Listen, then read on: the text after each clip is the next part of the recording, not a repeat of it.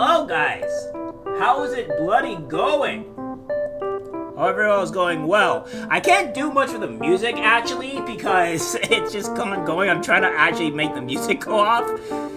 But, we're at 787K listeners right now. This is crazy. Also, I have 138 viewers. That's also crazy. I wasn't expecting that. But, welcome all. This is amazing, guys.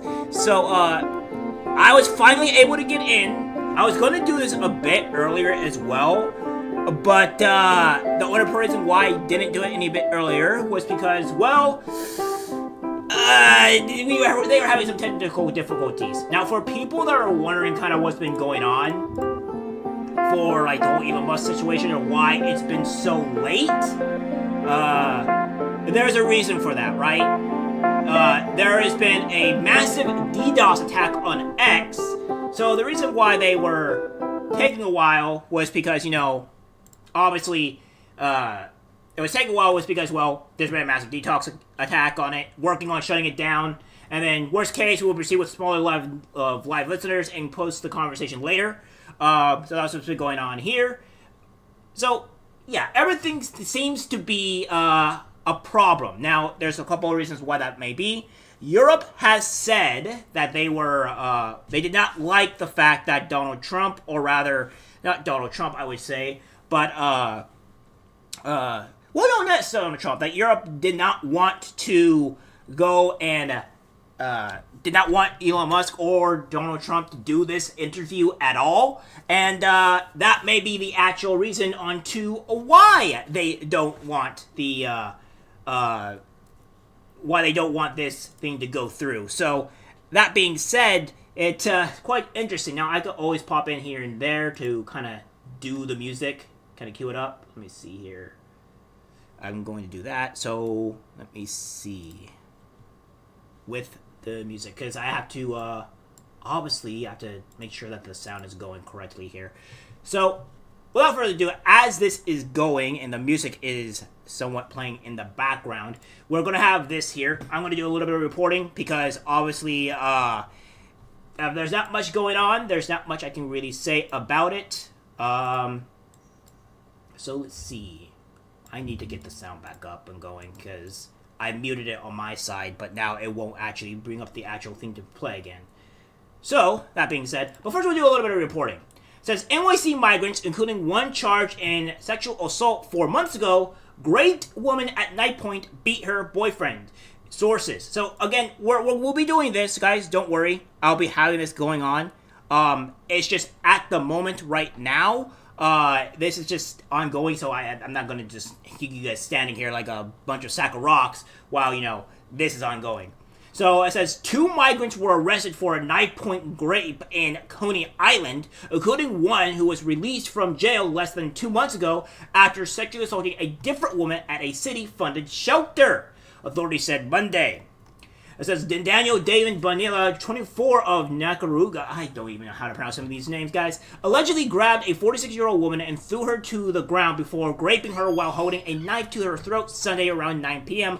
under Gilman Boardwalk, cops and the sources said. It says he alleged accomplice identified as a Mexican migrant Leovando Moreno, 37, is accused of striking the woman's 34-year-old husband with a pipe when he tried to stop the vicious assault, the sources said. It wasn't the first sex crime bust for David Bonilla, who is believed to have crossed the U.S. border illegally in Texas in December 2022. 4 months later, he was arrested allegedly for raping a woman at a La Quinta hotel on 3rd Avenue in Park Slope that was turned into a migrant shelter. He spent about a year behind bars before taking a plea deal that put him back on the streets in June. According to corrections officials and Brooklyn prosecutors, the horrific Sunday attack took place near Surf Avenue and West 16th Street. A poorly lit walkway leads to a space under the boardwalk there that locals said vagrants camp out and which was littered with drug paraphernalia and cans of White Claw Monday. So this is what's going on here. I'm actually waiting to see when this is taking place. So let me see. Microphone access is allowed. I'm going to reload this for you all here. so that way we get to see what's really going on.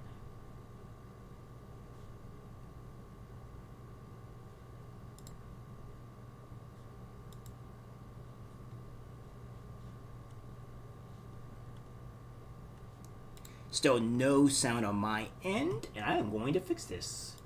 It might actually work better here because now that I have this ongoing, I can actually. So there's like 887K people going on.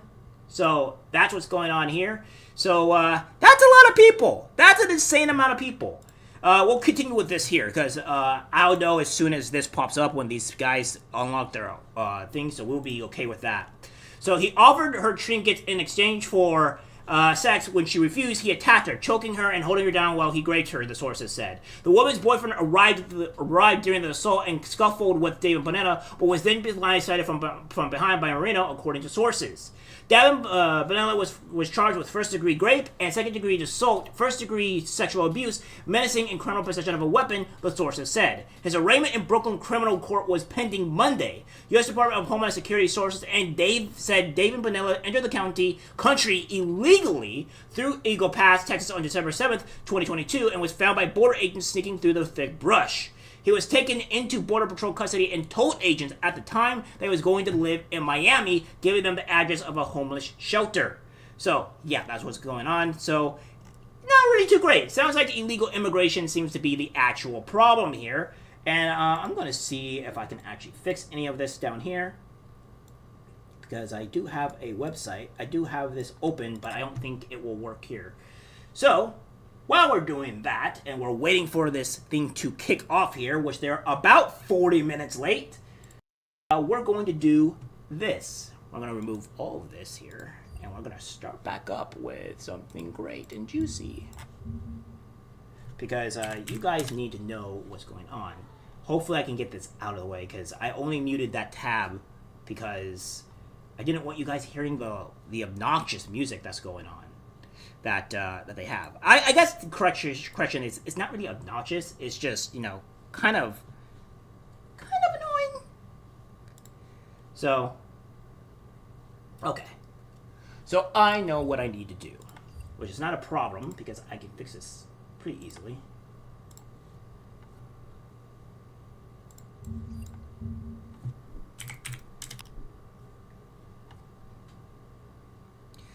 Hopefully it all goes well here.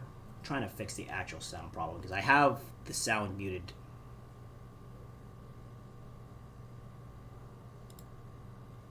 For good bloody reasons. Okay, so let me go to Donald Trump here, and hopefully I have the sound going. Of data was saturated. Oh, here we go, guys. Here we go. We think we've overcome most of that, and so it's now time to proceed. But as this massive attack illustrates, there's a lot of opposition to people just hearing what President Trump has to say, and but I'm honored to have this conversation. I want to emphasize it's a conversation, um, and it's really intended to just get a feel for what Donald Trump is just like in a conversation. It's hard to catch a vibe about someone if you just don't hear them talk in a normal way.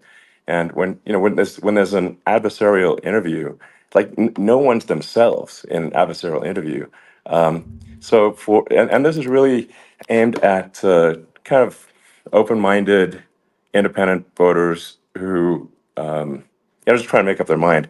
Uh, and so you can understand like what is what is it just like to have a conversation. So um, honored Donald, great to speak. We had a great conversation yesterday. As you mentioned yesterday, if we could just record that conversation and post it, it would have been excellent. And I hope we can have something like that today. Well, I think we will. I'm pretty sure we will. And congratulations, because I see you broke every record in the book with so many millions of people. And it's an honor. We view that as an honor. And then you do want silencing of certain voices. Usually those are voices that have something to say that are constructive, oftentimes constructive. And Yeah. so we have to consider it an honor. But congratulations on breaking every record in the book tonight. That's great. Well, thank you. Um, well, I mean, maybe we could start off with, I mean, the assassination attempt, which was an incredible thing. And I have to say that, your actions after that assassination attempt were inspiring. Um, you, instead of shying away from things, instead of ducking down, um, you were pumping your fist in the air and saying, fight, fight, fight. And I think that's, I mean, the president of the United States represents America, and I think that is America. That is strength under fire, and so that's a big part of the reason why I was excited to endorse you as the president of the United States for having another term here is that was just incredibly inspiring. But I mean, what was it like for you? Not pleasant, I have to Not be honest. pleasant. I said there Yeah. was blood. I had more blood. Not much fun. I didn't know I had that much blood. The doctors later told me that the ear is a place that is a very bloody place if you're going to get hit. But in this case, it was probably the best alternative you could even think about because it went at the right angle, and They should be going for it. They should be. it was a hard hit. It was very, I guess you would say surreal, but it wasn't surreal. I was telling somebody you have instances like this, or like a lot less than this, where you feel it's a surreal situation, and I never felt that way. I knew immediately that it was a bullet. I knew immediately that it was at the ear, Yeah. and because it hit very hard, but hit the ear. And I also heard people shout, "Bullets, bullets!" Get down, because I moved down pretty nicely, pretty quickly, and we had bullets flying right over my head after I went down. So I'm glad I went down. The bigger miracle was that I was looking in the exact direction of the shooter, and so it hit me at an angle that was far less destructive than any other angle. So that was the miracle. That was Yeah. for those Split people that second. don't believe in God. I think we got to all start thinking about that. You have to, I'm a believer now. I'm more of a believer, I think, and a lot of people have said that to me. A lot of great people have said that to me, actually. But it was amazing that I happened to be turned just at that perfect Yeah. angle, and all because I put down a chart on immigration that showed that the numbers were so great. I love that chart I even mean, more maybe it's now a than I sign. ever. Maybe Yeah, that's a sign. it's an immigration sign. You But highlighted a serious issue, and yeah, at that moment, that's right. the bullet missed It your was hit nothing short your of a ear, miracle. but It was really nothing missed short of a your miracle. And I'm head. going to try I to mean, talk Well, too the much, the guys. amazing I thing want is you guys that to listen. the sign, I said, bring down that sign on immigration, and it was literally about an eighth of a second where it would be good, and after that, it was going to yeah, be a disaster, no matter which way you were facing. But it just had that perfect angle, which was yeah, exactly at this shooter. Very sad situation. Such a sad situation. As you know, we lost somebody that was great, Corey, yeah, who, a firefighter, a great gentleman, a great trumper. He was just a fantastic family and a fantastic man. And a friend of mine came up, Elon, and said, "I'd like to give the family some kind of help." And I said, "All right, that's great." He said, "Do you mind?" I said, "I don't mind at all." And he wrote out a check for $1 million, gave it to the wife. And, you know, uh, she said, "This is really nice, but I'd rather have my husband back," which is a nice thing for sure, somebody to say, to be honest. She's great. The family is great. And we raised a lot of yeah, money for them and for two other gentlemen are unbelievable people also. They were hit really badly. They thought they were not going to make it, and they did. The doctors in the Butler area, I tell you, they were incredible. They saved the two, and they were really hit tough, both of them yeah, equally. And we thought yeah, my first question was because I heard bullets flying over me, and I said, "How many people were killed?" Because we had a massive crowd there, a tremendous yeah, thousands and thousands of people, and there was no land. I mean, it was all people. So I said, "How many people have been killed?" Because I knew there were other shots being fired, sure, and they said, "We don't know yet, but some people have been badly hurt." And I have to give the Secret Service sniper, they call him, or sharpshooter, but sniper, Yeah. because he didn't know there was a problem. He's an extraordinary shot, obviously, and he didn't know there was a problem. And he was Yeah. able to pick it all out within 5 seconds. And he used one bullet from very far away, I guess probably about 400 yards. The shooter was 130, but he was on the Yeah. he was on the opposite side of the field and the podium, and he saw the smoke and the flame from the gun, immediately recognized it, and immediately took a shot. And it was one perfect shot from very far away. And if he didn't do Yeah. that, Elon, he would have. I mean, if he would have, a lot of people, a lot more people could have been Sure. badly hurt and killed. So Yeah. I have to Absolutely. take my hat off to him because that's also a surreal. You know, he's been with them for 23 years, and Yeah. he's never had anything like this. And all of a sudden, he has to act, and it's a very tough thing to Sure. act and to be shooting somebody. But he saw the gun, saw the smoke, saw the flame from the gun, very far away. I obviously has very good eyes. He's got very good vision, which assume you Still have have Yeah. a to have lot of in that questions on the particular Secret Service. I work. think they But failed Trump massively he took here. Absolutely. aim very quickly, and it was they say it was approximately 5 seconds from long range, Yeah. one bullet. If that didn't happen, Yeah. because the shooter had a lot of bullets, he had a lot of cartridges up Sure. there with him, so could have Well, been very. that's clearly he was very competent in taking that shot to stop the attempted assassination.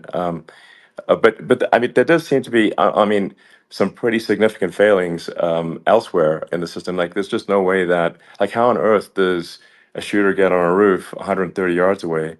That seems crazy. I think most people people are wondering how on earth could such a thing happen? Well, I view it as two ways. There should have been nobody on the roof. There were people, Yeah. because there were so many tens of thousands of people there. There were people that were seeing him, and there was one woman with a red shirt and Right. Trump all over I it, saw and the she's video. and she's screaming, "That guy's got a gun!" You saw it probably. Yeah, yeah, There's yeah. a No, I guy saw the up there video. with So a I gun. mean, So, it's like I guess, I mean, for my part, and I think probably many members of the public are wondering how the heck are, you know, basically people wondering by it, pointing out there's a guy on the roof with a gun, yeah. and they're seeing it, but somehow it's not being addressed. That does seem Yeah, crazy. well, they're going to learn from this. The communication between the local police, who sort of had an idea, and then ultimately a man lifted himself up to the roof, could barely do it because he was pulling himself up, and Yeah, he saw the man with the gun. The man with the gun pointed the gun at him.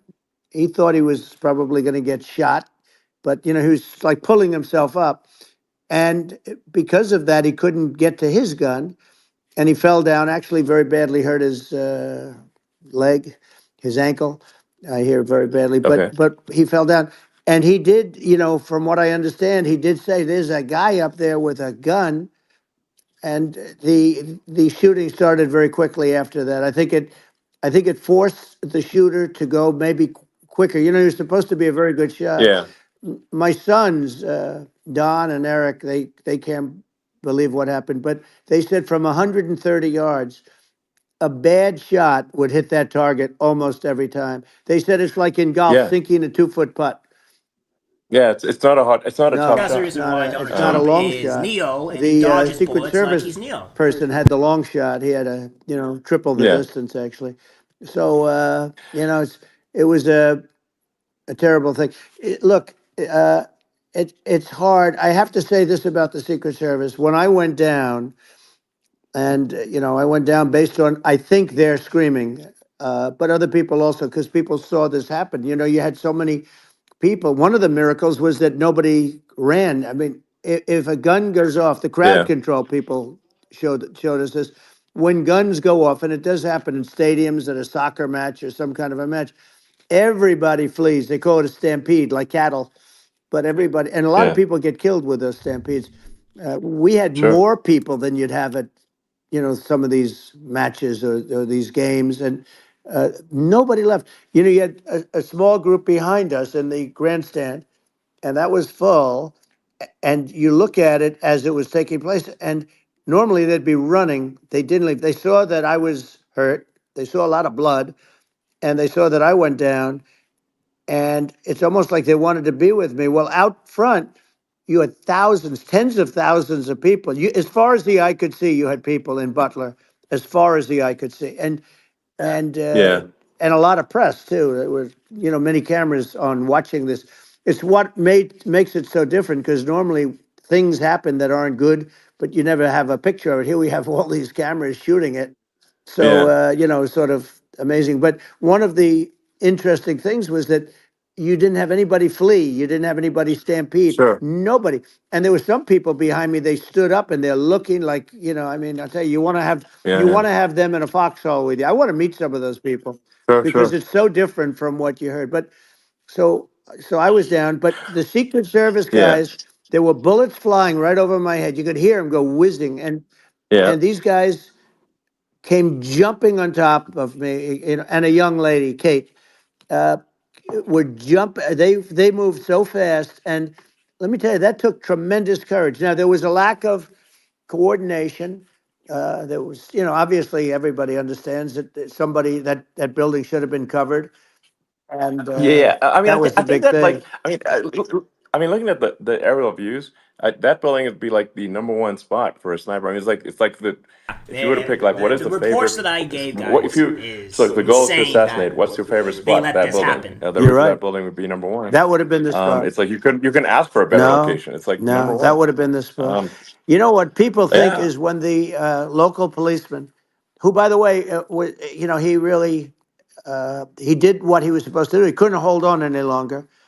And then when he got yeah, his head just peeking above, this guy standing there with a gun at his head. And when he fell down, again, hurt his ankle very badly, but he was making the calls.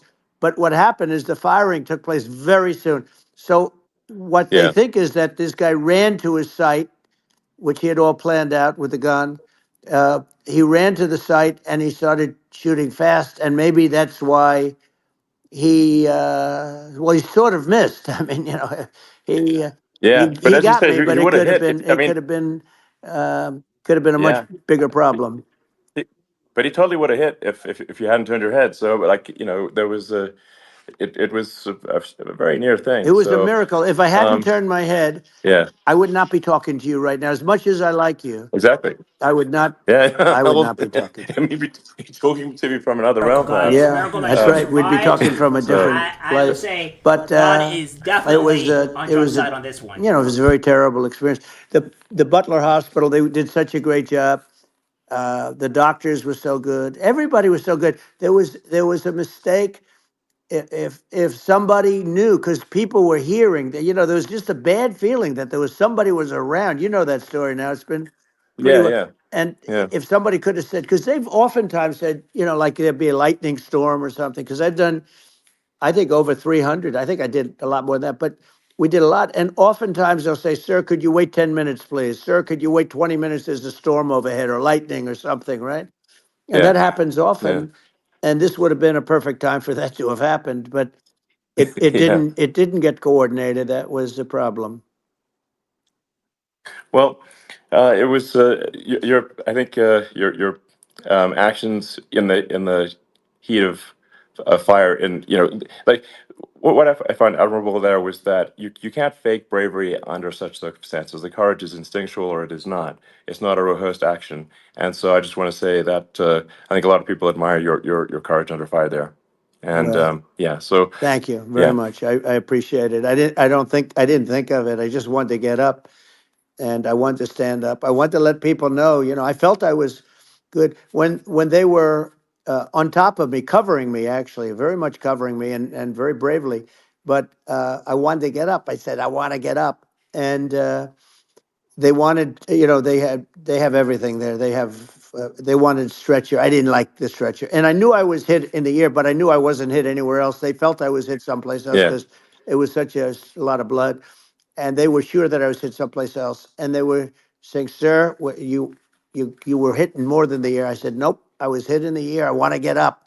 let me get up. And so I got up, and the crowd didn't know what to think. I mean, this was 1 million listeners, so boys many and people, girls. and you One could see million they were confused. They listeners. didn't know what to think. And I wanted to let them know I was okay. It was very important for me to let them Yeah, know that. And they went wild. You've seen the after. They didn't go wild when I yeah, got up because they didn't know, was I alive. You really couldn't tell when I stood up before the hand, before the the fist in the air. Uh, they didn't know if I was alive. Nobody did. And when I put the fist up, they were just relieved and happy and thrilled, and the place went crazy. It was pretty amazing. yeah. It was a Well, terrible thing, but it it was was really nice. incredibly moving. Yeah. Well, and I mean, speaking of the sort of slide that got you to turn that saved your life, really, was the illegal immigration Right, slide.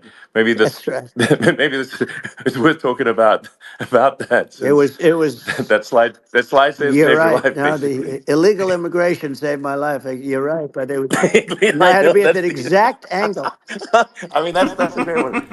Saved by illegal You know, immigration. the incredible 100%. thing though, when you talk about the odds, you had to be exactly at that angle. But the incredible Yeah, thing is that the chart, I used it less than 20% of the time. It was just a moment. yeah, It's always on my left, never my right, and it's always at the end of the speech. So here yeah, we have it. It's on the right, not the left. It's at the beginning, not the end.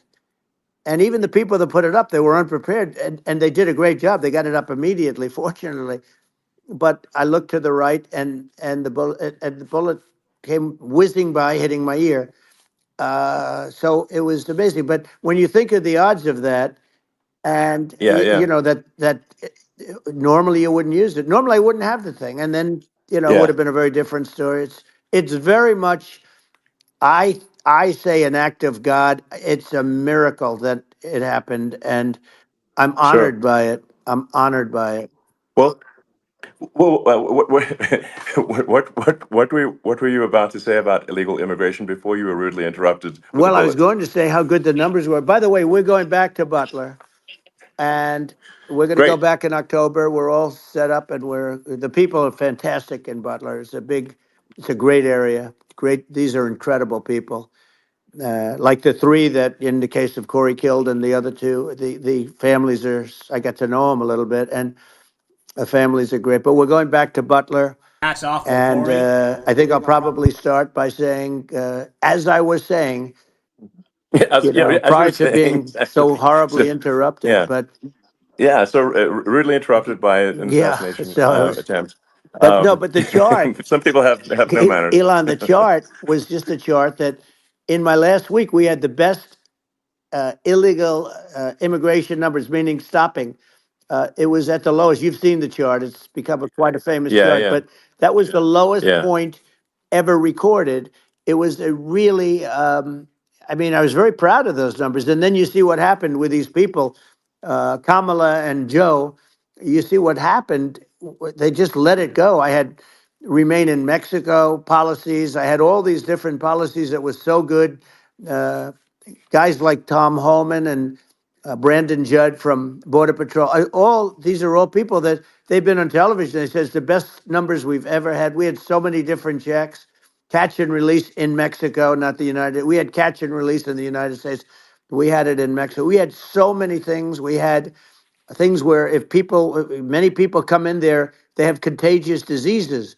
We had everything passed. If you have a contagious disease, I'm sorry, but we cannot allow you into the country. So we were setting yeah. literally records, and I all I was doing is showing that, and I use it sometimes, Sure. and in this case, I'm glad I used it. I can tell you that, but they were fantastic numbers. But I'm going to sleep with that chart always. I'll be sleeping with that chart. That chart was very important for a lot of reasons. Well, I mean, would it be accurate to say that you're supportive of legal immigration, but but we obviously need to shut down illegal immigration, and especially unvetted illegal Yes. immigration, because and that's not the same as saying that everyone who's an illegal immigrant is bad. In fact, I think most people who are illegal immigrants are actually good, but you can't tell a difference unless there's a solid vetting of who comes across the border. Does that accurately 100%. represent your position? I say it Okay. very simply. They have to come in legally. They have to be checked Yeah. because look, Kamala was the border czar. Now she's denying it. Everything that I do, she's Yeah. saying she was strong on the border. We're going to be strong. Well, she doesn't have to say it. She could close it up right now. They could do things right now. It's horrible. Uh, no tax on tips, and all of a sudden she's making a speech and there will be no tax on tips. I said that months ago.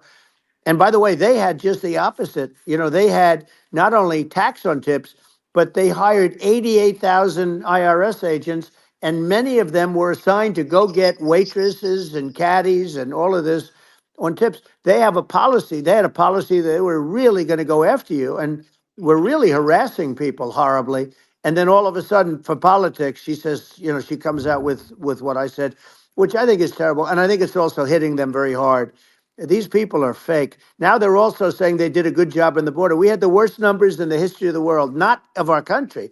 There's never been a country in history that has had a catastrophe like this. We've had, I believe, and I think you believe this too, you hear 12 Yeah. million, 13. I believe it's over 20 million people came into our country, Yeah. many coming from jails, from prisons, from mental institutions, or a bigger version of that is Yeah. insane asylums, and many are terrorists. And I'll tell you what, they're coming not just from South America, they're coming from Africa, they're coming from all over the world. They're coming from Asia, they're Yeah. coming from the Middle East, they're coming from countries that are uh, stupidly and horribly bombing Israel October 7th. They're coming from all over the world. And you look at it's so sad October 7th because it should have never happened. Yeah. It's so sad when Sure. you look at Ukraine. It should have never happened. We have a defective Yeah. government. These are defective people, and they're not people that should be running it. But where you see it the best is the border because you have millions of people coming in a month, and then she gets up and she tries to pretend like she's going to do something. She had 3.5 years. And by the way, they have another 5 months that they can do something, but they Yeah. won't do anything. It's all talk. She's No. incompetent and he's incompetent. And The frankly, I think Democrats that she's have more the incompetent than Senate he right is. now and And many that's other saying things, something because and he's not too good. I'm pretty sure the Republicans, despite how Yeah. bad we No, hate them, I think would it easily is allow it to close the essential border. to They have a just won't. secure They have the border. power. They I just mean, won't do it. you're really not a country unless you have a Correct. secure border. And And uh, secure elections, you too. know, yeah, absolutely secure elections, and so it's just essential to have a real border, or we can't function as a country, and our service, our central services are being overwhelmed in a lot of cities, um, and as we were talking about earlier, I think having a legal immigration process that is smooth and efficient and done well, and speaking as someone who is a legal immigrant. And I think I mean, like one way to think of it is, who do you want on your team? Um, who do you want on Team America? And I think we want to just say, okay, we want to let in people who are gonna, be great contributors to our society and to our economy, Right. and and who do you want on the team? And it's not to say that, like in my opinion, actually, I'd say like probably most of the illegal immigrants actually are actually good, hardworking people. That's my opinion. But some are not, and you just have this sort of adverse selection process where, if somebody's if somebody's like a you know uh, has a career in theft or robbery, I don't understand what's taken them so long to get here, because we're such a target-rich environment.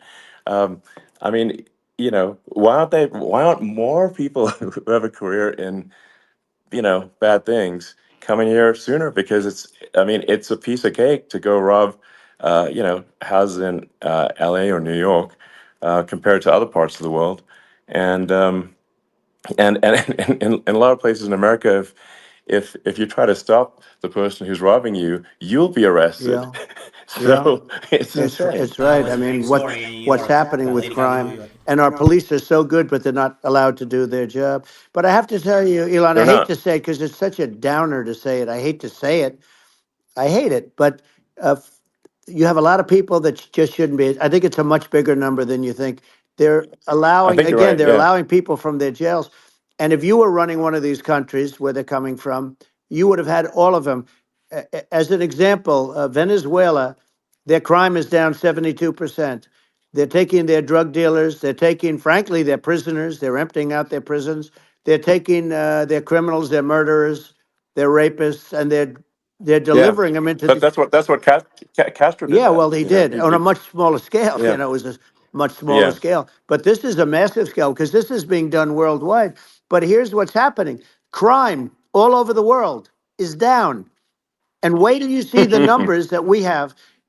This is migrant crime. This is crime I that's believe going to be. Yeah. crime is And down I in saw it Venezuela today by in New York where somebody 33%. was knifed, where they raped the girlfriend of a man that stood there watching in New York in one of the shelters and started Sure. pulling out the knives, and bad things happened today. But this is happening every day. These are rough people. These are people that are in jail for Yeah. murder and all sorts of things, and they're releasing them into our country, and they're telling them, if you come back, we're going to kill you. We're going to give you the death penalty or kill you. Yeah, see, the So more they don't want to recent come back. figures But these show are rough people. tremendous Yeah. reduction These in are crime. criminals But that in make early our May, criminals look civilians like nice reported people. 24% And it's horrible what decrease. they're doing.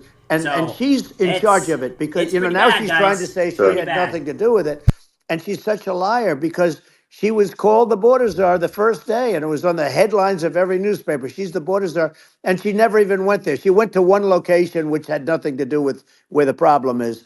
She went in and out, I Right. guess, because she was getting a lot of pressure, Yeah. but Yeah. had nothing to do where the problem Yeah. is. But she was Well. the Well. border czar, and the people Yeah. Yeah. can't allow them to get away with their disinformation campaign. Now she's trying to say that she wasn't really involved, and the whole thing is horrible. She was totally in charge. She could have shut the border down without him. He didn't know what he was doing anyway, so he wouldn't have even known Yeah. what happened. You could shut the border down; he wouldn't Yeah. even know the difference. But uh, the fact is that she was border czar. But if you don't have to call her Yes. that, the fact is you could just call her. She was in charge of the border, and the border was the worst Right. ever. It's simply not working. No, It's it's I mean horrible. whether it's a question of intention or competence. Either way, we don't have a secure border, and we have people streaming over like it looks like a World War Z zombie apocalypse at times.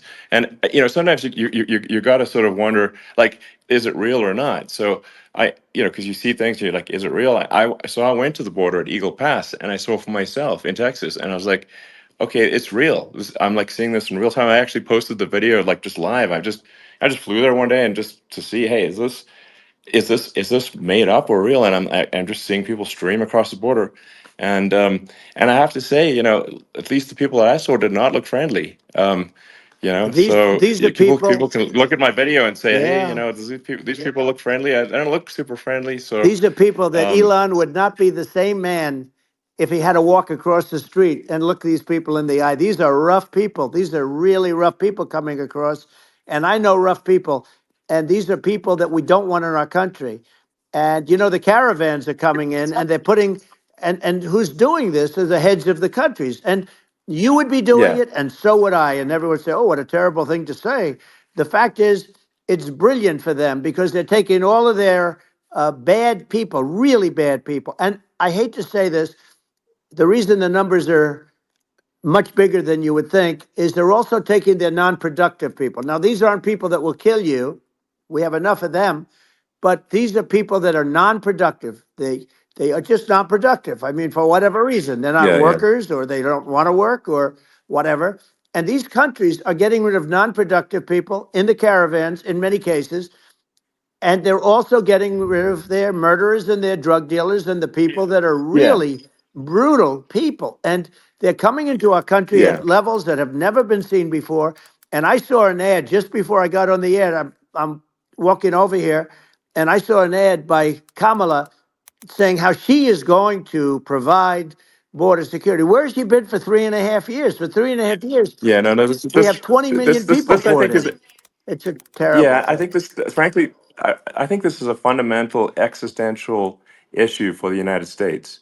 And if we have another 4 more years of open borders, and it's going to be even worse with another 4 more years, it's going to be even worse than it's been for the past 3.5 years. I'm not sure we've got a country You don't have left a country at that left. point. Elon, if they get in, you will have 50 to 60 million people from all over the world, not South America only. You know, we think of South America, we think of Honduras and El Salvador, Guatemala, and Mexico, you know, the four. But it's not that. It's everywhere. They're coming in from Yeah, everywhere. And I had to stay in yeah, I think Mexico. this is a super important Yeah. point. Like people, it's like basically when I went down there, I was like, "Well, where are people from?" It's like almost no one was from Mexico. To be No, clear, Mexico it's it's less, just it's just less it's than just the the others. border. It's just the border with Mexico. But the people coming in, it's Earth, the rest of Earth, and America is only about 4 or 5% of the population of Earth. It would only take a few percent of the rest of Earth to overwhelm everything in the We're U.S. already So overwhelmed, Elon. We're overwhelmed. You had to see the news tonight about New York. New York, and I love that place, and what they're doing to it is horrible, what they're doing to it. And all the courts do is they yeah, try and focus on Trump. Okay, let's focus on Trump, who did nothing wrong. I complain about a rigged election. Elon, what's happened is unbelievable. You have from Africa, from the Congo, they're coming from the Congo, and 22 people came in from the Congo recently, and they're murderers, and they're dropped. They drop them. They take them out of jails, which is very expensive, you know, to maintain the jails. Although they don't do too much maintaining, I can tell you. But they take them out of jails, prisons. They take them out, and they bring them to the United States. They deposit them in the United States and say, "Don't ever come back, or you're going to be executed." And they don't want to come back, but they won't come back. sure. But they're coming from Africa. They're coming from Asia. They're coming from the Middle East. They're coming from South Well, America. just They're Earth, coming from rest of Earth, everywhere, basically. and there are a lot of Yeah, really everywhere on bad Earth. ones. It's just a it's just an everywhere on Earth thing, and it's just not possible for the United States to absorb everyone from Earth, or even a few percent of the rest of Earth. It's just not possible. Well, So Elon, we're going to have that's just to yeah, finish this up. We're going to have the largest deportation in history of this country, and we have no choice. Otherwise, we're going to have a country. What they've done to our country. Think of it, with in Venezuela and in some of these other countries, crime is down 50, 60, 70, 80%. And you would be the same. You would have. yeah, I'll yeah, tell you what, Venezuela has not gotten rid of all of them. They've gotten rid of about 70% of their really bad people. Their jails are about 50% put into the United States. Same with other countries. Some sure, are at 30%, some are at 50%. They're all different. But the bottom line is they're all going to be at 100%. Why wouldn't you put 100% of it? yeah, And they're doing it right now while this third rate phony candidate. Don't forget, I beat Biden. He failed in the debate miserably. And, some people said, oh, gee, it's too bad. It's too bad he did so badly, or I did well in the debate. The first night they said, wow. One of the people at CNN said that was the greatest debate performance I've ever witnessed. And then 2 days later, they didn't talk about that. They just said he was bad. But that's okay. That's the way I get treated, and I don't mind that at all. What I can tell you is this. We cannot have a Democrat. We cannot have her. She's incompetent. She's as bad as Biden in a it's different. Look, yeah. she hasn't done an I mean, interview She might be worse than since this Biden, yeah, guys. whole She might actually just be scam legitimately worse than started. Biden. And say what you want. This yeah, was a coup. This was a coup of a president of the United States. He didn't want to leave, and they said we can do it the nice yeah. way or we can do it the No, hard way. yeah. Not, I mean, they just took him out back behind the shed and basically shot him. What they did Biden. with this guy, So and I'm no yeah. fan of his, and he was a horrible president, the worst president in history. And one of the reasons he was so bad, first of all, the Israeli attack would have never happened. Russia would never have attacked Ukraine, and we'd have no inflation. And we wouldn't have had the Afghanistan mess, if you think of it. Well, And we wouldn't have had yeah. Afghanistan. But we think of it, Well, yeah. you take a few of those events away, and we have a different world. We would also have No, no no, you're. Yeah. inflation was caused by oil. Yeah, no, no. I think you're making an excellent point here, which is that when other countries can, that are, are thinking about invading or doing bad things, when they're thinking about that, they're thinking about, okay, what's the American president going to do, and do they fear the American president, or is it someone they do not respect? and do not fear. And I think they would they rightfully be. I mean, look at the footage of the assassination. They're like, okay, uh, President Trump is like, don't mess with me. I mean, that's like, but whereas I think people are not going to be, and they obviously have not been at all intimidated by Biden, and they certainly will not be intimidated by Kamala. And you have to really think of that in the context of global security. That if the American president is someone that, like, evil dictators are scared of, that makes a huge difference to the security of the world. So I had a good relationship with Putin, despite the Russia hoax that lasted for over 2 years. Just a hoax created by Hillary Clinton and Adam Shifty Schiff, some just bad people, just sick people, frankly. I mean, Schiff is a sick person. He's going to end up probably being a senator. It's hard to believe. The whole thing is hard to believe. But, they put our country in danger with that stuff, too. They actually, when they make up stories, and you have to fight your way out of it for a long time. But I know Putin very well. I got along with him very well. He respected me, and it's just one of those things. And we would talk a lot about Ukraine. It was the apple of his eye. But I said, don't ever do it. Don't ever do it. I shut down Nord Stream 2. That was the big oil pipeline, the biggest, I think, the biggest pipeline in the world going all over Europe. I shut it down.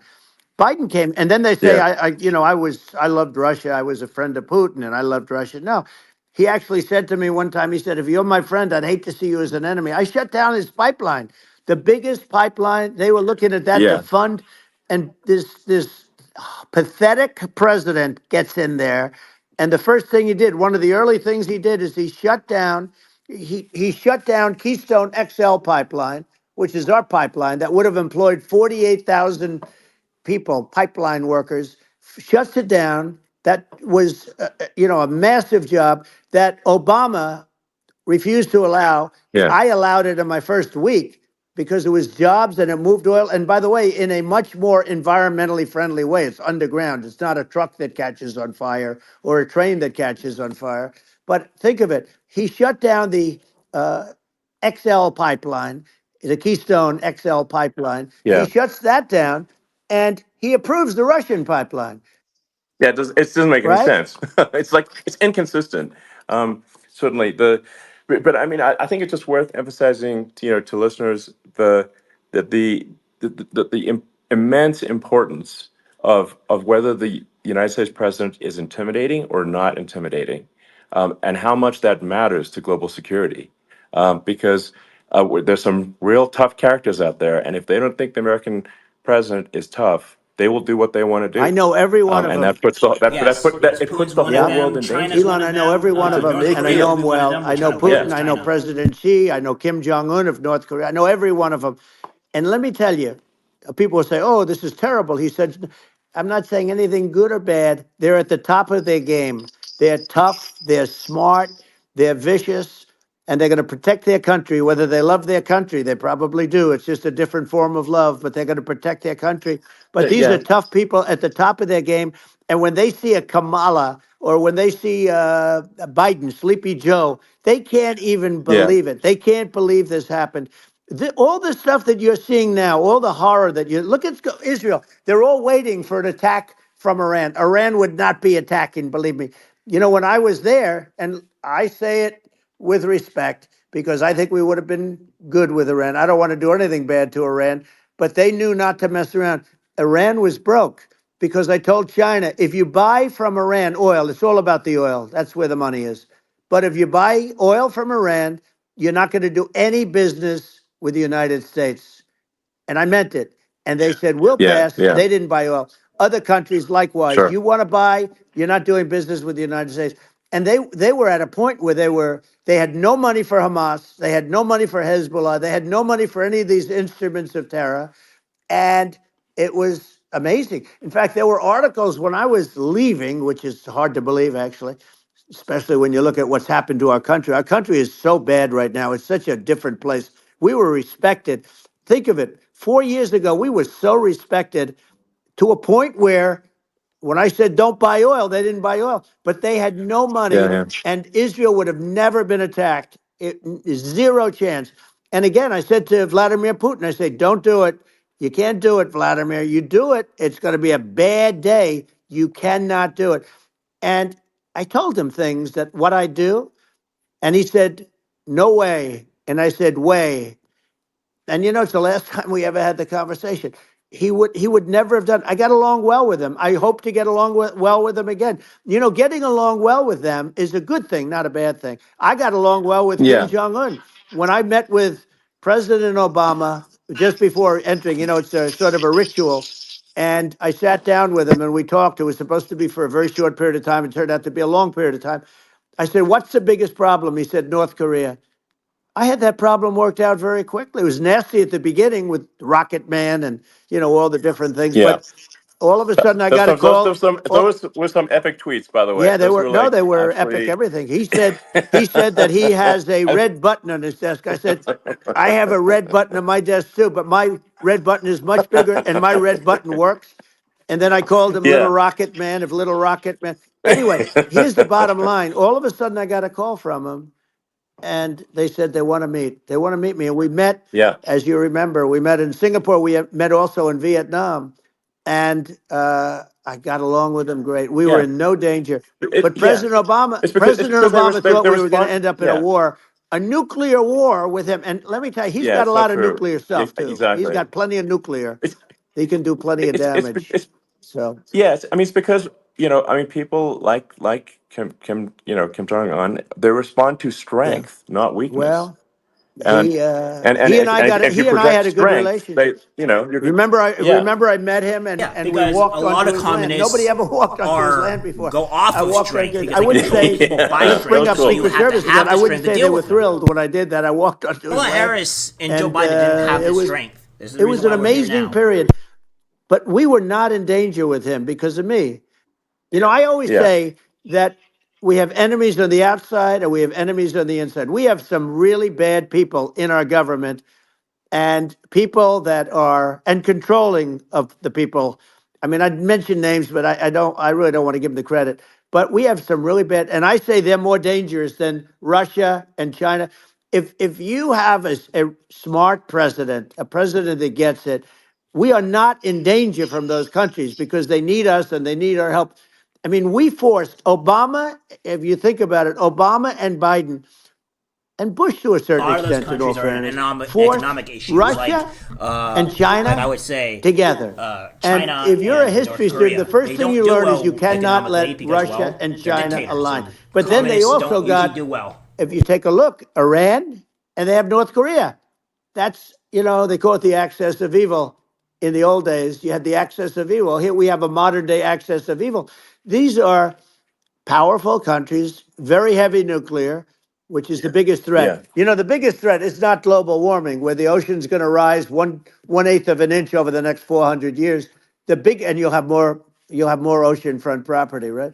The biggest threat is not that. The biggest threat is nuclear warming, because we have 5 countries Well, now that yeah. have significant nuclear power, and we have to not allow anything to happen with stupid people like Biden. Biden did something with Russia. There was no chance of him ever going in. And when I left, and then after I left, they started forming big armies on the border with Ukraine, right? And I looked at that, and I thought he was doing that because Putin's a good negotiator. I thought he was doing that to negotiate. But then Biden started saying such stupid things. For instance, he said that it can be a NATO country. Now, Russia, for as long as there's been NATO, has said we're never going to agree to that. And we go right up front and say that. And we did things and said things through this president with a low IQ, very low IQ. He had a low IQ 30 years ago, by the way, but now he might not even have a IQ at all. There's nothing on the board that goes this low. He said things that were so stupid that war would have been that war had zero chance of happening if I were there. Zero chance. He was saying everything Yeah. the opposite. Everything the opposite. And it's so sad because many more people have been killed in Ukraine than you read about. You don't read about how bloody it is and how disaster. Hey, Sure. look, just in the two armies, you lost 500,000 people. And Yeah. Ukraine's It's having a hard time. Ukraine, I don't know if you saw Yeah, the article recently, and it's true. You don't hear the true story, but if you think about it, Russia's gone. Russia defeated Germany with us, and they defeated Napoleon. They've been around a long time. They're a big fighting yeah. force, So, of and it's course, very unfair. And Ukraine now doesn't have enough men. They're now using young men and very old men to fight, and we're in a very bad position. And I'm not going to blame exclusively, but I can tell you, I could have stopped that, and a smart president could have stopped that. It wouldn't have happened. But we had a yeah, man that actually made it. It made it more prevalent. It was so bad. The words that he was using, the stupid threats coming from a stupid face that he was using. I said, this guy's going to cause us a war. He's going to cause us. And let me tell you, yeah, it can yeah, lead to World War III. That can lead to World War III. The Middle East can lead to. We have numerous places that could end up in a yeah. World War III right now for no reason No, whatsoever. I think you're right. I think people underrate the risk of World War III, and it's just when you're looking at the risk of global thermonuclear warfare, it's game over for humanity, and that's it's something that people have. I think after the end of the Cold War, people have become complacent about, but they actually have forgotten that there are currently a lot of nuclear missiles that have targeting parameters for the United States from other 100%. countries. And one of the things And we're going to do is it's we're going to yeah, build an iron dome over us. Israel has it. We're going to have the best iron dome in the world. We need it, and we're going to make it all in the United States. But we're going to have protection because it just takes one maniac to start something. We're going to have protection, and we're going to have. Why shouldn't we have an iron dome? Israel has one. Some other places yeah, have one that nobody even knows about, frankly. But Israel has it. We're going to have an iron dome. But with all of that being said, to me that's so important, the most important. But with all of that being said, the election's coming up, and the people want to hear about the economy and the fact that they absolutely, sure. can't buy groceries because they don't have enough money to buy groceries. The inflation has killed them. Food prices are up 50, 60, even 100% in some cases. And this stupid administration allowed this to happen. And it's a shame. And that's the thing that people most care about, in my opinion. They care about the border a lot. And we discuss the border at great length. It's nice to have a Yeah, yeah, forum like this where I can discuss something at length. And by the way, you think Biden could do this interview? Do you think that Kamala could do this interview? They would take a pass on no, they you. could not. So they don't need Elon. They don't need Elon screaming out questions. It's pretty sad when you think that somebody that does this for a living can't answer a question or is afraid to do an interview. And in her case, with a very friendly interview, she's got all friendly interviewers. It's pretty sad. Yes, But the absolutely. big thing now is the Well, economy, Elon. yeah, And as much as yeah, I mean, I view nuclear as the single most important thing, but a lot of people don't. A lot of people don't understand that. But it doesn't have to. If I understand it, that's all you need. Because if I was president, you're not going to have that kind of a problem. But the thing that they really is making them angry is what Kamala and Biden have allowed to happen to the economy. It's a disaster with inflation. The inflation, it yeah, doesn't matter what you make. The inflation has eaten you alive. If you're a worker or if you're just a middle income person, you can't afford. 4 years ago, 5 years ago, people were saving a lot of money. Today, they're using yeah. all their money and borrowing money just to live. It's a horrible thing Right. that's happening, and we'll end that Well, I think a quickly. a lot of yeah, a lot of people just don't understand where inflation comes from. Inflation comes from government overspending because the checks never bounce when it's written by the government. So if the government spends far more than it brings in, that increases the money supply, and if the money supply increases faster than the rate of goods and services, That's right. that's inflation. Um, so really, we need to reduce our government spending, and we need to re-examine. I think we need like a government efficiency commission to say like, hey, where are we spending money that's sensible? Where is it not Right. sensible? And we need to live within our means. We're currently adding, I think, $1 trillion to the deficit roughly Right. every 100 days. That's right. And the interest payments on the national debt have now exceed the defense budget. It's on the order of $1 trillion, It's interest. and it keeps Yeah, I growing. rebuilt our military, largely rebuilt our military, did a great job on it, which was so important. We had jets, we had fighters that were and bombers that were 70 years old. And we did a great job in that. Then we, by the way, then we gave 85 billion of it back to Afghanistan, if you can believe it. We gave them 85 billion. You know, they're one of the largest sellers Yeah. of military equipment in the world. They're selling what we gave them. That was one of the most embarrassing days in the history of our country. But if you think about, let's go back to the economy. We have to bring energy Yeah. prices down. Energy started at the price of gasoline. Now your cars don't require too much gasoline, so you have a good, and you do make a great product. I have to say, I have to be honest with you. Thank That you. doesn't mean everybody should have an electric car, but these are minor details. But your product is incredible. But the Thank you. gasoline, Elon, is the cost of energy. Not only gasoline, it's the cost of heating your house and cooling your house. That has Sure. to come down. It's gone up 100%, 150, and 200%, and that has to come down. When that comes down, and we're going to Yeah. drill, baby, drill. You know, they stopped drilling, and then they went back to drilling because they went back to the Trump policy. But if they won the day after they get into office, we're going to this country will go out of business because they're going to go to an energy policy that's not sustainable, wind and different things. You're not going to have anything. Yeah. And I know you're a big fan of the AI, and I have to say Yeah. that AI, and this is shocking to me, but AI requires twice the energy that the country already produces for everything. So you're going to have to build. We're going to have to build a lot of energy if our country will be competitive with China, because that's our primary competitor for this on the AI.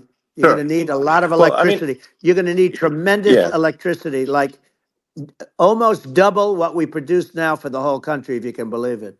We could do that Sure. with Well, just going, nuclear, but back we to gotta this, get your like nuclear plants this up, guys, in order to basic have a lot of thing, more which that people try to cleaner make it sound energy complicated, but and it's not. But a lot more inflation is power. caused by government Right. overspending. Would you agree that we need to take a look at government Yes. spending and have perhaps a government efficiency commission that just tries to make the spending sensible and so the country lives within its means, just like a The person does. waste is incredible, and nobody It negotiates is. prices.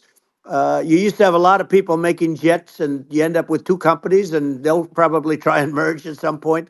I mean, I went through it like Air Force, just a thing like Air Force One. One of the first documents they asked me to sign, a general said, "Sir, would you please sign this document?" And what is it? Air Force One. That's with Boeing, which is basically two planes, two 747s, and the price was Yeah. $5.7 billion for two planes. Now they're Wow. highly sophisticated. That's They're insane. even nicer than your plane, okay? But much more sophisticated. They're very. I won't say what's on it, but they got a lot of stuff on it. Anyway, but it's Sure. 5.7. I That's a crazy It's a number. crazy number, but I said I'm not going to pay 5.7. I'm not going to do it. I said, who made the deal? Obama and his people. I said, well, then I know the deal's no good. I'm not going to do it. And over a course of about 4 weeks, by my saying I'm not going to do it, I got the price reduced by $1.6 billion for the exact same plane, other than we had a nicer paint job, if you want to know the truth. But for the exact same plane, I saved one. And I said to Boeing, man, you guys must make a lot of money if you can reduce the price by that. But now what I do hear is that they're going back to the Biden administration and wanting big cost overruns, because they see these dopey suckers in there, and they'll end up getting some of the money back. But I shaved it by $1.6 billion for the exact same plane. And you can now take that and multiply that out times thousands of other Exactly. items. And Multiply it by yeah, a the zillion, numbers are and yeah, yeah. astronomical. I agree with you. Well, I mean, if so, I think it would be great to just have a government efficiency commission that takes a look at these things and just ensures that the taxpayer money, the taxpayers' hard-earned money, is spent in a good way. I'd be happy to help out on such a commission I'd if love it. it were formed. Well, you're the Let's greatest cutter. I mean, I look go! at what you do. You walk in and you just say, "You want to quit?" They go on strike. Yeah. I won't mention the name of the company, but they go on strike, and you say, "That's okay. You're all gone. You're all gone." So every one of you is gone, and you are the greatest. You would be very good. Oh, you would love it. But if you look at Argentina, Well, I'd be happy to yeah. By help the way, out. congratulations. I Yeah. just looked at the number of people that are listening to you and I chat. We'll call it a chat. But Yeah. congratulations, this is very good. I mean, it's great. It's and you're an interesting character. You know, the new head of a place called Argentina, and he's a big, you Malay's know, awesome. he's great, and Yeah. he's a big MAGA fan. You know that he ran on MAGA, and he took it to an extreme too. He ran on MAGA, and I hear he's doing really a terrific job. It's called "Make Argentina Great Again." It worked out perfectly. He came in, he bought a lot of hats, he brought over, but he's doing a big job. He really cut. And I'm hearing Yeah. they're starting to do pretty well. Inflation's getting down. You know, they had like Yes, exactly. 2,000%. And they had inflation like not normal inflation. They had the real deal. But we're going to Yeah. have that pretty soon. We have. I think we Yeah. have the worst inflation we've had in 100 years. They say it's 48 years. I don't believe it. I think we have the worst. They Yeah. don't include a lot of the items that should be included. You know. Yeah. Well, it's just from government overspending and not spending taxpayer money Yeah. effectively, and having just like so many departments you can't even name them all, and what Malay is doing is he's cutting government spending. He's simplifying things. He's having putting in regulations that make sense, and we're Argentina overnight is experiencing a giant improvement That's in right. prosperity. But it's also a lesson for the United States, which is that um, Argentina used to be one of the most prosperous countries in the world. Um, That's right. in the like in the 30s, 40s, and because of bad government policy, it ruined the country. And if you take Venezuela, for example, Venezuela should be incredibly prosperous. They have phenomenal reserves of everything, oil, everything, and it should be prosperous. But if the government's wrong, it impoverishes the people. And so I think we should not be complacent in the United States and thinking that and taking our prosperity for granted, because if with bad government policy, we can run the country into the ground, and that's just something people should bear in mind. Don't take prosperity for granted. Well, think of education. So we're ranked at the bottom of every list of the top 40. We're ranked number 40, number 38. Uh, Norway, Switzerland, Sweden, different countries are ranked good. Actually, China's pretty close to the top. They're a top 6 or 7. But we're ranked at the bottom, almost at the bottom, 38, 39, 40. In other words, horrible. And yet we spend more per pupil than any other country in the world. So we spend more. And what I'm going to do, one of the first acts, and this is where I need an Elon Musk, I need somebody that has a lot of strength and courage and smarts. I want to close up Department of Education, move education back to the states, Yeah, where states like Iowa, where states like Idaho, you know, not every state will do great because states that basically aren't doing good now. You look at Gavin Newsom, the governor of California. He he's terrible. He does a terrible job. So he's not going to do great with education.